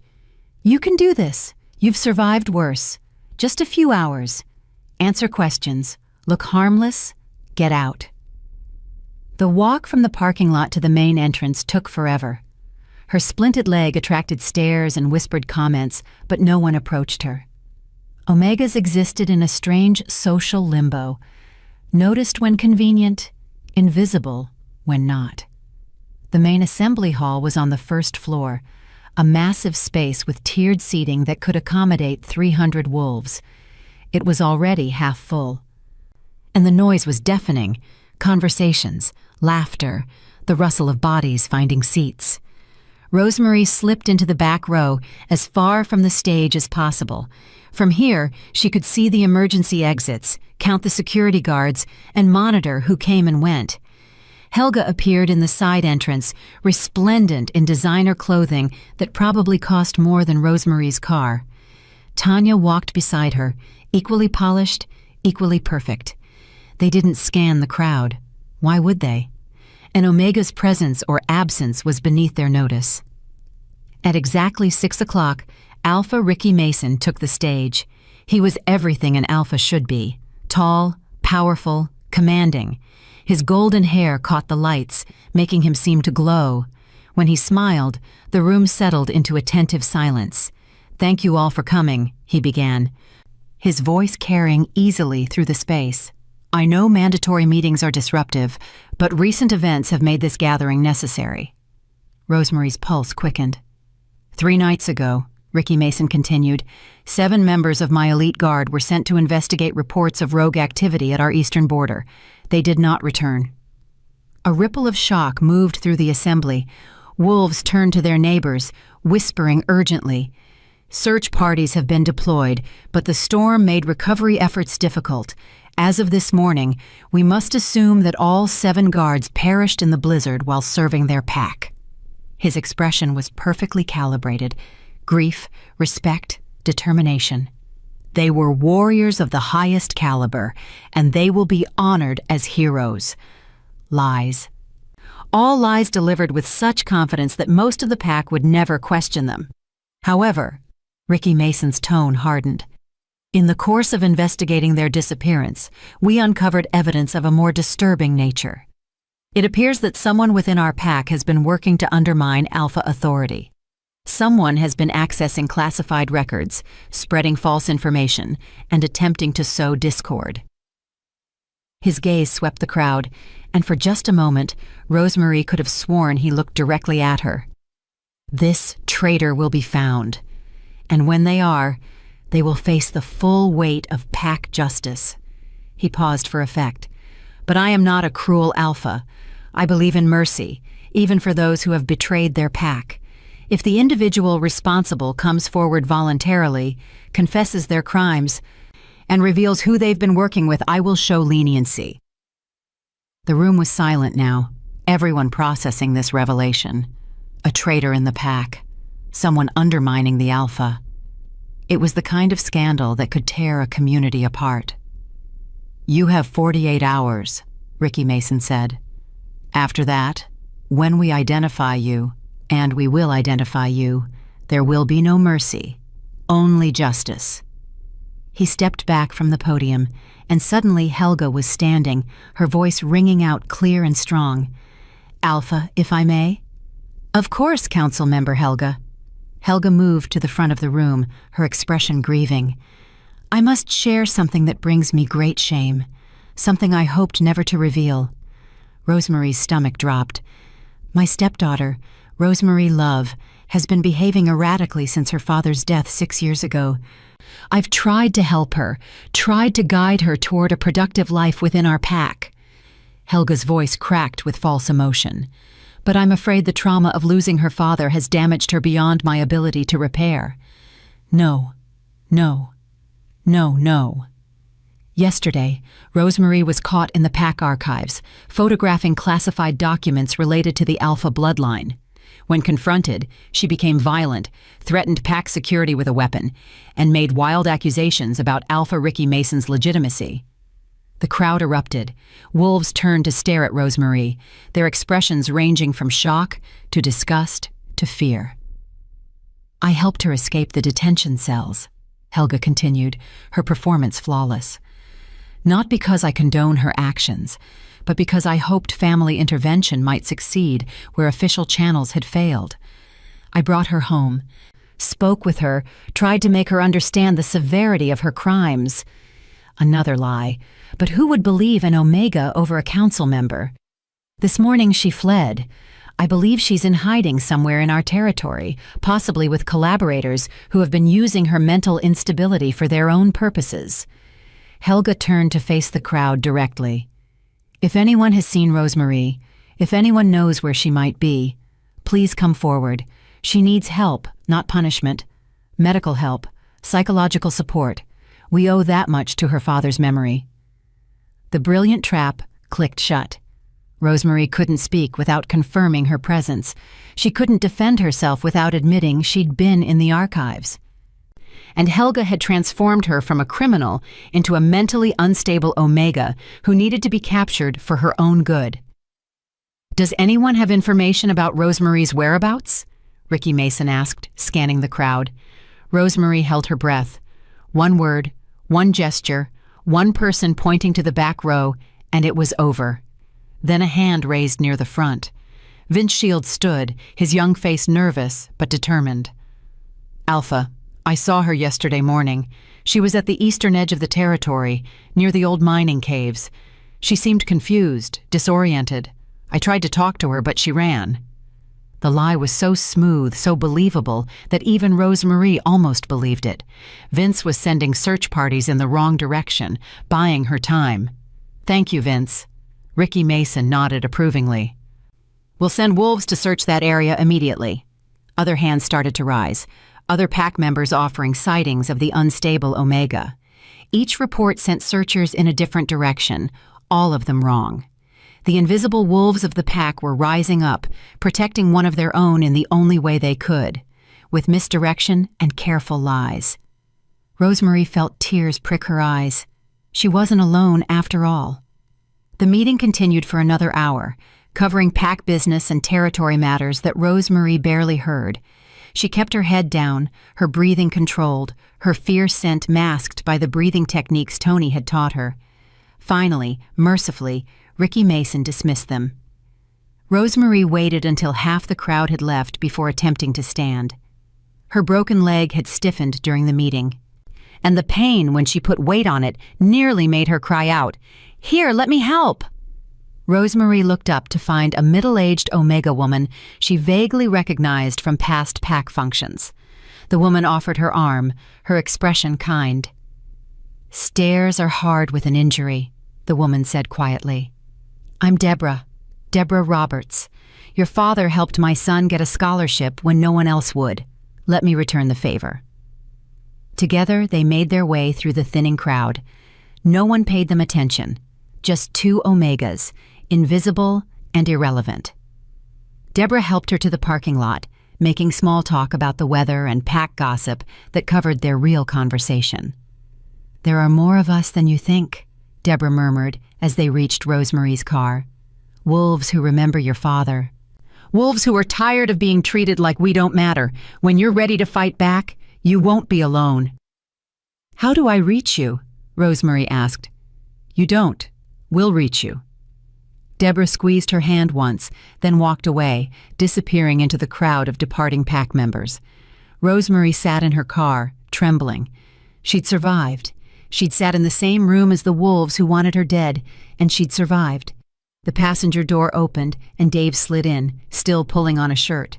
"Drive, now. We need to get you out of here before someone realizes Vince's story was garbage." Rosemarie drove, her hands shaking on the wheel. In the rearview mirror, she saw two more wolves emerge from the forest and shift. Lucas and Trevor, guarding their retreat. "Did you hear?" she asked Dave. "Every word. They're good, I'll give them that. Painting you as mentally ill instead of a criminal makes you easier to capture and harder to defend." Dave kept his eyes on the road behind them, watching for pursuit. "But they made a mistake." "What mistake?" "They gave us 48 hours, and Virgil just texted. He cracked the adoption database." Rosemarie's breath caught. "He found Reginald Mason?" "He found where Reginald Mason was sent after birth, an Omega couple living on the western edge of Silver Pine Territory, a family named Morrison who couldn't have children of their own." Dave's expression was grim. "They changed his name, raised him as their own, and when he was 10 years old, both his adoptive parents died in a fire that the pack ruled accidental." "Let me guess," Rosemarie said. "The fire happened right around the time Alpha Gregory and Luna Clara died in that convenient rogue attack." 3 weeks after. The child went into the pack's foster system, bounced around a few homes, and eventually aged out at 18. No one tracked him after that. So he could be anywhere. He might not even know he's Alpha-born. "Or," Dave said slowly, "he might know exactly who he is and has been hiding all these years, waiting for someone to find him." They pulled into the lodge's driveway. Lucas and Trevor were already there, having taken a faster route through the forest. The moment Rosemarie entered, Virgil thrust a printed document into her hands. Harold Morrison and Deborah Morrison, adoptive parents to the child they named Luke Morrison. Birth date matches Reginald Mason's. Blood type matches. "And look at this." He pointed to a photograph attached to the file. 2 Omega parents holding a baby with distinctive blue eyes and dark hair. Rosemary stared at the photo, her mind racing. Luke Morrison. He'd be 28 now. Has anyone searched for him? I've been trying, but the trail goes cold after he turned 18. It's like he vanished. Virgil pulled up more screens. No tax records, no employment history, no property ownership. Either he's dead or he's very good at staying hidden. Or someone has been hunting him his entire life and he's learned to be invisible, Lucas said quietly. Everyone turned to look at him. Think about it. His biological parents die suspiciously. His adoptive parents die suspiciously. He goes into foster care and somehow survives to adulthood. That takes more than luck. That takes training, Neil agreed. Someone taught him to hide. Or he taught himself, Rosemary said, pieces clicking together. An Omega child, lost in the foster system, learning that survival means being overlooked, learning that the safest place is where no one thinks to look. Among other Omegas, Dave said, hidden in plain sight. The room went silent as the implications sank in. Luke Morrison, Rosemary whispered. An Omega-raised alpha who spent 28 years being invisible. He could be anywhere. He could be anyone.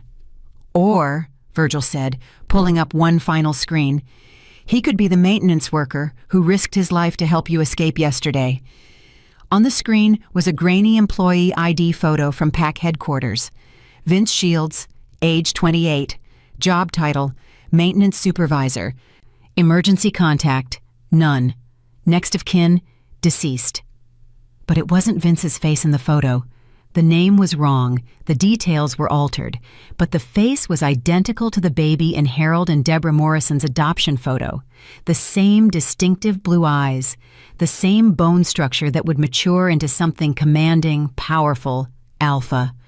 Vince Shields is Luke Morrison, Rosemary breathed. Vince Shields is Reginald Mason. The true alpha of the Silverpine Pack, Lucas finished, has been hiding in PAC headquarters as a maintenance worker for the last 5 years. And suddenly, everything made terrible, perfect sense. Chapter 10. The Omega's Revolution. The revelation hung in the air like electricity before a lightning strike. We need to bring him here, Dave said immediately, before Ricky Mason figures out who Vince really is. It might be too late for that, Virgil countered, typing furiously. If I could trace the connection between Vince Shields and Luke Morrison, Ricky Mason's people can too, especially now that they're actively hunting for Rosemary's collaborators. Rosemary's mind raced. Vince had helped her escape. He'd stood up in that meeting and deliberately sent search parties in the wrong direction. He'd risked everything to protect her, because he knew. He'd always known. He saved my life, she said quietly. Not just yesterday, years ago, when my father was still alive. Vince's little sister. That story he told me about drowning. That was real. My father pulled her from the river and stayed with them at the hospital. Which means your father knew, Lucas said. Harold Love knew that Vince Shields was actually Reginald Mason. The pieces fell into place with devastating clarity. Her father had opposed Ricky Mason's consolidation of power because he'd known the Alpha was a fraud. He'd died not from random rogue violence, but because he'd been protecting the true heir. And Vince, Luke, Reginald, had spent years afterward trying to repay that debt by staying alive, staying hidden, waiting for someone brave enough or foolish enough to expose the truth. I have to go back, Rosemary said. Absolutely not, Lucas and Dave said in unison. They're hunting for me. The entire pack is on alert. Walking into headquarters now is suicide, Neil added. Which is exactly why I have to do it. Rosemary stood, testing her broken leg. The pain was manageable now, the bone already beginning to knit thanks to shifter healing. Ricky Mason is expecting me to hide. He's expecting collaborators to protect me. He's not expecting me to walk in through the front door and challenge him directly. Because that's insane, Blake said flatly. No, Virgil said slowly, understanding dawning in his dark eyes. It's brilliant. The mandatory meeting is over. Most PAC members have returned home. Security will be lighter now than it will be for the next 48 hours. And Vince works night shift, Rosemary continued. He'll be there, probably in the maintenance tunnels where no one thinks to look. I can reach him, tell him what we know. and get him out before Ricky Mason makes the connection. With a broken leg and half the pack hunting you, Trevor pointed out. With 7 elite warriors backing me up, Rosemary countered. You said it yourself. You won't let me die alone, so don't. Come with me, all of you. We end this tonight. The silence that followed was heavy with implication. What she was proposing wasn't just rescue. It was open rebellion. 7 fugitive warriors and 1 Omega storming pack headquarters to extract the true Alpha and expose the fraud who'd stolen his birthright. It was suicide. It was also the only way any of them survived. If we do this, Lucas said carefully, there's no going back. We're committing to war with Ricky Mason and everyone loyal to him. We committed to war the moment we survived that blizzard, Dave said. The moment Rosemary opened her door, we've just been delaying the inevitable. Tony spoke up, his quiet voice cutting through the tension. The question isn't whether we fight. It's whether we fight smart or fight stupid. Going in without a plan is stupid. Then we make a plan, Rosemary said. We have, she checked the clock, 4 hours until Vince's shift starts at midnight, 4 hours to prepare for the most important operation of our lives. They gathered around the dining table, spreading out building schematics that Virgil pulled from his hacked files. The plan came together piece by piece, each warrior contributing their expertise. Neil would create a diversion at the northern entrance. Nothing violent, just enough commotion to draw security attention. Blake and Tony would disable the security cameras and communication systems from the outside, cutting pack headquarters off from reinforcements. Dave and Trevor would secure escape routes and position vehicles for rapid extraction. Virgil would remain at the lodge, monitoring communications and ready to deploy emergency countermeasures if things went wrong. Which left Lucas and Rosemary to infiltrate the building, find Vince, and get him out. This is insane, Blake muttered for the 3rd time as they finalized details. This is revolution, Lucas corrected, and revolutions are always insane right up until they succeed. At 11:30, they moved out. Rosemary wore dark clothing that blended with shadows, her splinted leg hidden beneath loose pants. The pain was constant now, a dull throb that sharpened with each step, but she'd learned to work through it. Lucas had given her a dose of painkillers strong enough to dull the worst of it without clouding her judgment. They approached pack headquarters from multiple directions, shadows in the darkness. The building was lit but quiet, most of the administrative staff gone for the night. Only essential personnel remained, security guards, night shift maintenance, a skeleton crew of wolves who'd drawn the short straw. Neil's diversion went off perfectly. A fire alarm in the northern wing, followed by reports of a break-in at one of the storage facilities. Not enough to trigger a full emergency response, but enough to pull security away from the main building. Blake and Tony made short work of the camera systems. Virgil had provided them with specialized equipment that created a loop in the footage. Anyone watching the monitors would see empty hallways and quiet rooms while the real infiltration happened unseen. Rosemary and Lucas entered through the utility access door that Vince had shown her during her escape. The tunnels beneath headquarters were dark, damp, and smelled of old stone and mechanical systems. Maintenance supervisor would have access to all the utility areas, Lucas whispered. If he's smart, he's using this network to move around the building undetected. They navigated by the light of a small flashlight, following pipes and electrical conduits deeper into the building's substructure. Rosemary's broken leg screamed protest with each step down the metal stairs, but she gritted her teeth and kept moving. A sound ahead. Footsteps. Someone whistling softly. They pressed against the wall as a figure rounded the corner. Young, familiar, carrying a toolbox and wearing maintenance coveralls. Vince Shields stopped when he saw them, his hand moving towards something in his pocket. "Wait," Rosemary said quickly. "Vince, it's me. Rosemary, I need to talk to you." His hand paused. Recognition flickered across his face, followed by wariness. "You shouldn't be here. They're hunting you." "I know." She stepped forward, Lucas a protective shadow behind her. "I also know who you are." who you really are. Vince's entire body went rigid. I don't know what you're... Luke Morrison, son of Harold and Deborah Morrison. Adopted from the Silver Pine Pack foster system after your birth parents, Alpha Gregory Mason and Luna Clara Mason, gave you away to protect you from their alpha-born firstborn son, who they already knew was dangerous. The color drained from Vince's face. Your adoptive parents died when you were 10, Rosemary continued gently.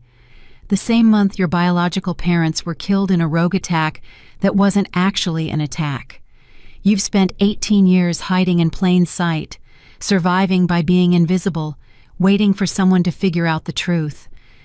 My name is Vince Shields, he said, but his voice lacked conviction. Your name is Reginald Mason, Lucas said. You're the true alpha of the Silver Pine Pack, and we have proof. Vince, Reginald, stared at them for a long moment. Then slowly, he set down his toolbox and sank against the tunnel wall. I knew someone would figure it out eventually, he said quietly. I just didn't think it would be Harold Love's daughter and 7 warriors who were supposed to be dead.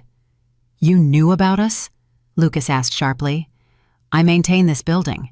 I have access to everything, including the detention cells where they held Rosemary, including the security footage they thought was erased, showing 7 wolves fighting tracker wolves to rescue her. A faint smile touched his lips. I told you, being invisible has advantages. People forget that maintenance workers see and hear everything. Then you know Ricky Mason is planning to kill all of us, Rosemary said. I know. Reginald stood, squaring his shoulders. For the first time, Rosemary saw past the submissive maintenance worker facade to the man underneath, the alpha he'd always been, buried under layers of protective camouflage. I've known for years what my brother is capable of, what he's done, the wolves he's killed to maintain his stolen position. Then help us stop him, Lucas said. Come with us. We have evidence of the adoption, proof that you're the legitimate heir. We can challenge his authority, force the Council of Alphas to investigate. No, Reginald's voice was firm. A legal challenge would take months, maybe years. How many more wolves does Ricky kill while we wait for bureaucrats to decide who has the right bloodline? How many more Omegas does he crush? How many more families does he destroy? Then what do you propose? Lucas asked. Reginald's blue eyes, those distinctive alpha eyes that marked him as Gregory Mason's son, blazed with sudden fire.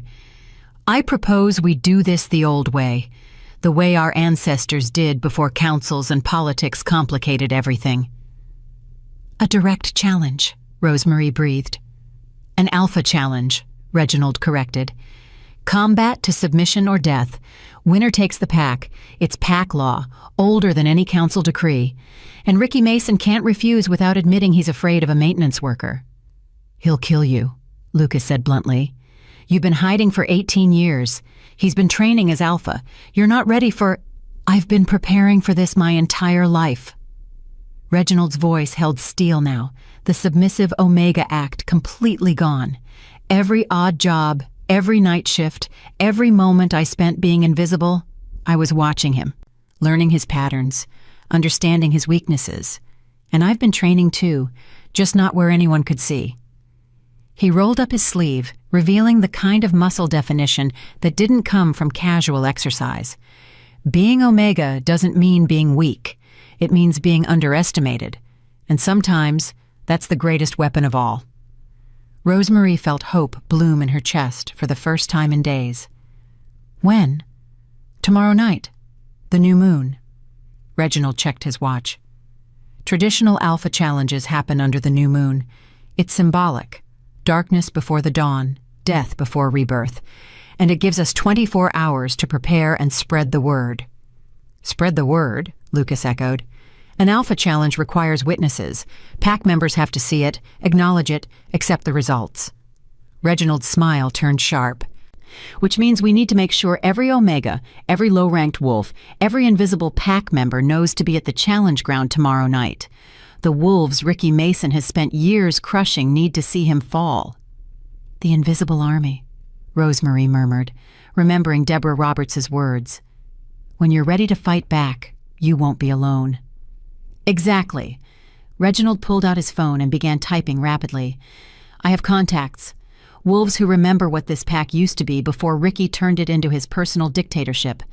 By morning, every Omega and low-ranked wolf in Silverpine territory will know that the true alpha is challenging the false one. Ricky Mason will try to stop the challenge, Dave said, appearing from the tunnel entrance with Trevor. He'll claim it's illegal, unprecedented. It's neither, Trevor interrupted. I looked it up. Pack law explicitly allows alpha challenges from any wolf with legitimate bloodline claim. And with the evidence we have, which includes testimony from the elder Georgina Noble, Virgil's voice crackled over their communicators, who just sent me a video message confirming her vision about the false king and the hidden heir. She's willing to testify before the Council of Alphas if needed. Everything was falling into place. Not perfectly, not safely, but falling nonetheless. We have one night, Lucas said. One night to prepare Reginald for the fight of his life. One night to gather witnesses.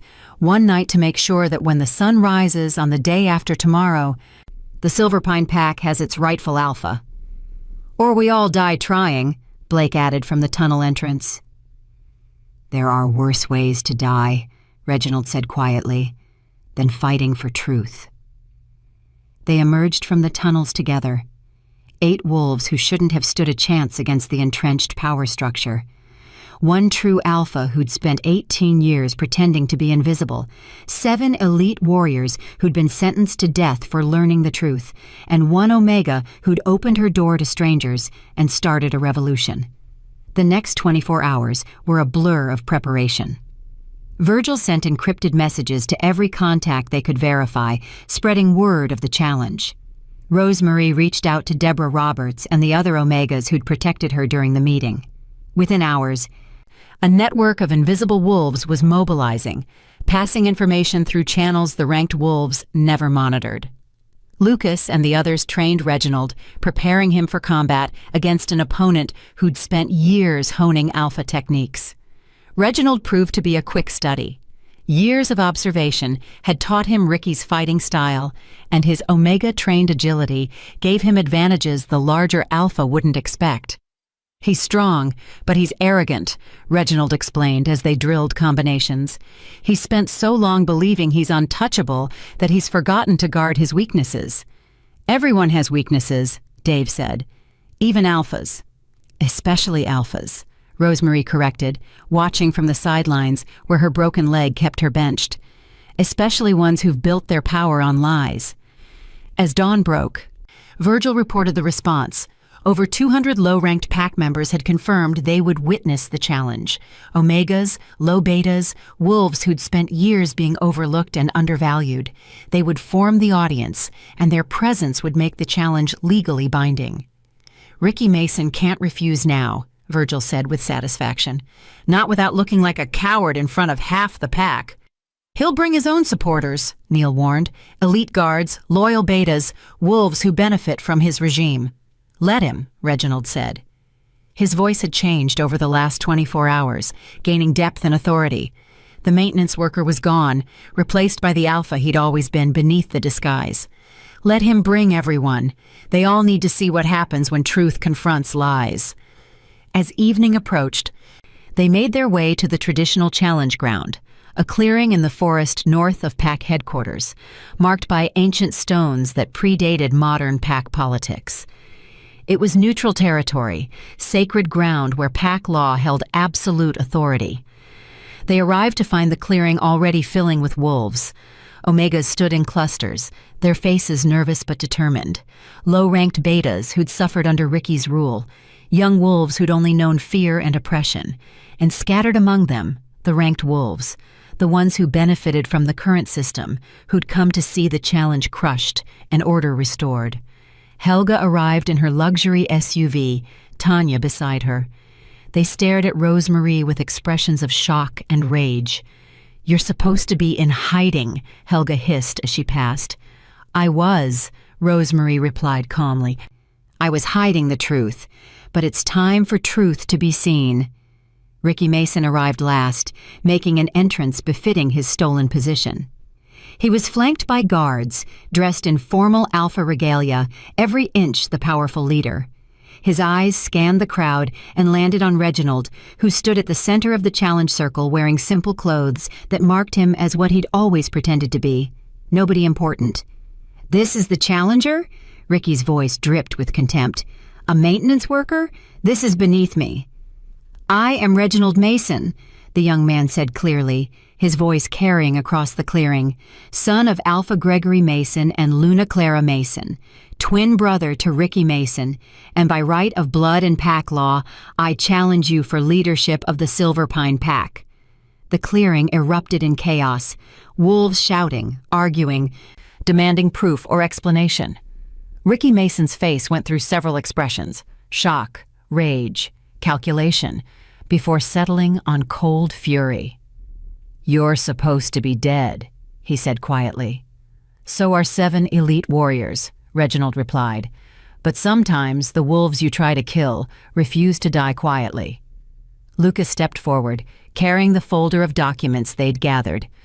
Birth certificates, hospital records, adoption papers, testimony from Elder Georgina Noble, all confirming that Reginald Mason survived his birth, was given to adoptive parents for protection, and has lived under assumed names for the past 28 years, while you built a regime on lies and murder. "Including the murder of Harold Love," Rosemary added, her voice steady despite the fear churning in her stomach. "My father, who opposed your consolidation of power because he knew you were a fraud." The crowd's chaos intensified, but above it all, one voice rang out clear and commanding. "Enough!" An elderly woman pushed through the crowd, Elder Georgina Noble herself, flanked by 2 other pack elders. "I have come to witness this challenge and verify the claims made. Present your evidence." What followed was a strange, formal proceeding. Documents examined, testimonies heard, Georgina Noble's vision recounted in detail. Through it all, Ricky Mason stood silent, his expression growing darker. Finally, Georgina spoke. "The evidence is compelling. Reginald Mason has legitimate claim to alpha status. The challenge is valid under pack law." "Then let's end this farce," Ricky snarled. He stripped off his formal jacket and stalked to the center of the circle. "I accept the challenge. Combat to submission or death. And when I'm done crushing this pretender, I'll deal with the rest of you traitors." Reginald moved to meet him, and the crowd fell silent. The fight began with Ricky's overwhelming assault.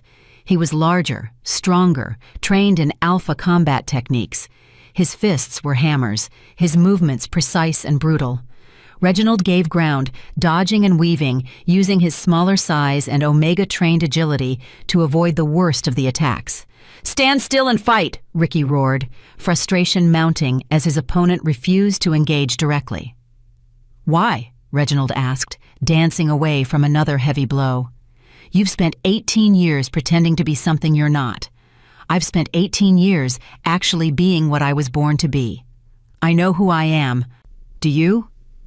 The words struck deeper than any physical blow. Ricky's attacks became wilder, sloppier, rage overcoming strategy. And that's when Reginald struck. He moved like water, flowing around Ricky's guard and landing a precise blow to the kidney. Then another to the solar plexus, a third to the knee that made the larger wolf stumble. "You killed my parents," Reginald said, his voice carrying across the silent clearing. "You killed Harold Love. You sent 7 loyal warriors to die in a blizzard. You've terrorized this pack for years. And for what? Power you were always too weak to earn legitimately?" Ricky lunged, and Reginald caught his arm, using the larger wolf's momentum to throw him to the ground. In seconds, he had Ricky pinned, his hand around his brother's throat. "Yield," Reginald commanded, his voice pure alpha now. "Yield and face justice, or die and face nothing at all." For a long moment, Ricky struggled. Then, seeing the death in his brother's eyes, he went limp. "I yield," he gasped. The clearing erupted in cheers from the Omegas and low-ranked wolves. Reginald stood, releasing his brother's throat, and faced the crowd. "I am Reginald Mason, rightful alpha of the Silver Pine Pack," he declared, "and my first act is to promise that no wolf in this pack will ever again be judged solely by their rank at birth. Omega, Beta, or Alpha. We all have worth. We all have voice, and we will all be heard." The cheering intensified. Rosemary found herself crying, tears streaming down her face as she watched the maintenance worker transform into the alpha he'd always been meant to be. Lucas appeared beside her, steady and solid. "We did it." "He did it," Rosemary corrected. "We just helped him remember who he was." "No," Lucas said, turning to face her. "You did it. You opened your door to 7 dying wolves. You risked everything to find the truth. You showed us all that Omega doesn't mean powerless. This revolution started with you, Rosemary Love." As pack members swarmed Reginald, pledging loyalty and celebrating the change in leadership, as Ricky Mason was led away to face justice for his crimes, as the invisible wolves of the Silver Pine Pack finally stepped into the light, Rosemary felt something shift inside her. She'd spent 6 years being invisible, being nothing, being Omega in a world that used it as a slur. But she'd learned the truth that Reginald had always known. Invisible didn't mean powerless. Sometimes, the ones no one sees coming are the ones who change everything. The storm had brought 7 frozen wolves to her door, but what it had really brought was revolution, redemption, and the revelation that strength comes in forms the powerful never recognize, until it's too late to stop it. Epilogue, 6 months later. Rosemary stood on the porch of her father's lodge.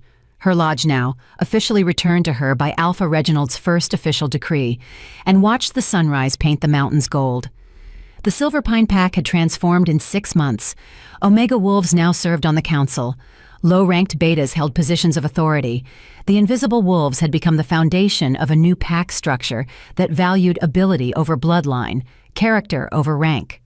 Helga and Tanya had been exiled for their complicity in Ricky Mason's crimes. Ricky himself was serving a life sentence in the Council of Alphas' maximum security facility, where he would never hurt anyone again. And Rosemary? She'd become something unexpected, Alpha Reginald's chief advisor. The Omega who'd started a revolution was now helping to build something better in its place. "Coffee?" Dave emerged from the lodge, 2 steaming mugs in hand. "Always." She accepted the mug with a smile. He'd stayed, along with Lucas and the others. The 7 warriors had found a new purpose, serving under an alpha they actually believed in, protecting a pack that finally deserved protection. "Lucas wants to know if you're coming to the council meeting this afternoon," Dave said. "We're discussing the new Omega Education Initiative." "Wouldn't miss it." Rosemary sipped her coffee, savoring the moment of peace. "Tell him I'll be there." As Dave headed back inside, Lucas appeared on the trail leading up to the lodge. He'd made this climb most mornings for the past 6 months, checking on her, sharing breakfast, slowly building something that felt like more than just survival partnership. "Beautiful morning," he observed, joining her on the porch. "It is," she agreed. They stood in comfortable silence, watching the world wake up. Then Lucas said quietly, "I need to tell you something." Rosemary's heart skipped. "What?" "I'm staying." He turned to face her. "Not just in the pack. Here, with you, if you'll have me." "Lucas, I know we started in crisis. I know everything's been chaos and revolution, but somewhere in the middle of all that, I fell in love with an Omega who refused to be invisible." His blue eyes held hers. "You showed me what real strength looks like, and I'd like to spend the rest of my life watching you change the world." Rosemary's throat tightened. "I'm still Omega. I'm still—" "Perfect," Lucas finished. "You're perfect. And if you need time to think about it, I understand, but I wanted you to know, I'm not going anywhere." She thought about everything that had brought her to this moment. The blizzard, the 7 frozen wolves, the revolution they'd started together, the pack they were rebuilding. And she thought about what her father had told her all those years ago, that the mountains tested everyone eventually, and survival wasn't about being the strongest. It was about being smart enough to know when to seek shelter and humble enough to accept help when it was offered. "Yes," she said simply. Yes. Yes, I'll have you. Yes, you can stay. Yes to all of it. She smiled, feeling lighter than she had in years. But fair warning, being with me means being part of this revolution. It means fighting for omegas and low-ranked wolves. It means challenging the powerful and protecting the vulnerable. I wouldn't want it any other way, Lucas said, pulling her close. As they stood together, watching the sunrise over the mountains they'd both nearly died on, Rosemary reflected on how much had changed since that night 7 frozen wolves had begged at her door. She'd been invisible then, powerless. Omega in every negative sense the word carried. But she'd learned that invisible just meant unseen. And sometimes being unseen was exactly what you needed to change everything. The Omega's revolution had begun with one open door on one frozen night. And it would continue with every overlooked wolf who decided that invisible didn't mean powerless, that Omega didn't mean worthless, that sometimes the smallest wolves carried the most important truths, and that truth, once seen, could never be hidden again. Dear viewers, as we come to the end of Rosemary's journey from invisible Omega to revolutionary force, I want to leave you with something to think about. How many Rosemarys exist in your own life? People you walk past every day without truly seeing? Voices you've learned to ignore because society told you they don't matter? Rosemary's story reminds us that strength doesn't always roar. Sometimes it's the quiet girl who opens her door in a blizzard. Sometimes it's the maintenance worker who risks everything for truth. Sometimes it's the invisible ones who change the world because no one saw them coming. Here's my question for you. If 7 frozen wolves appeared at your door during a storm, knowing it would cost you everything, would you open it? Or would you choose safety over compassion? Drop your honest thoughts in the comments below. And if Rosemary's courage moved you, if her transformation from overlooked to unstoppable inspired something in you, please hit that like button. It helps stories like these reach others who need to hear that being underestimated isn't a weakness. It's a weapon. Thank you for being part of this journey. Until next time, remember, the ones no one notices are often the ones who change everything.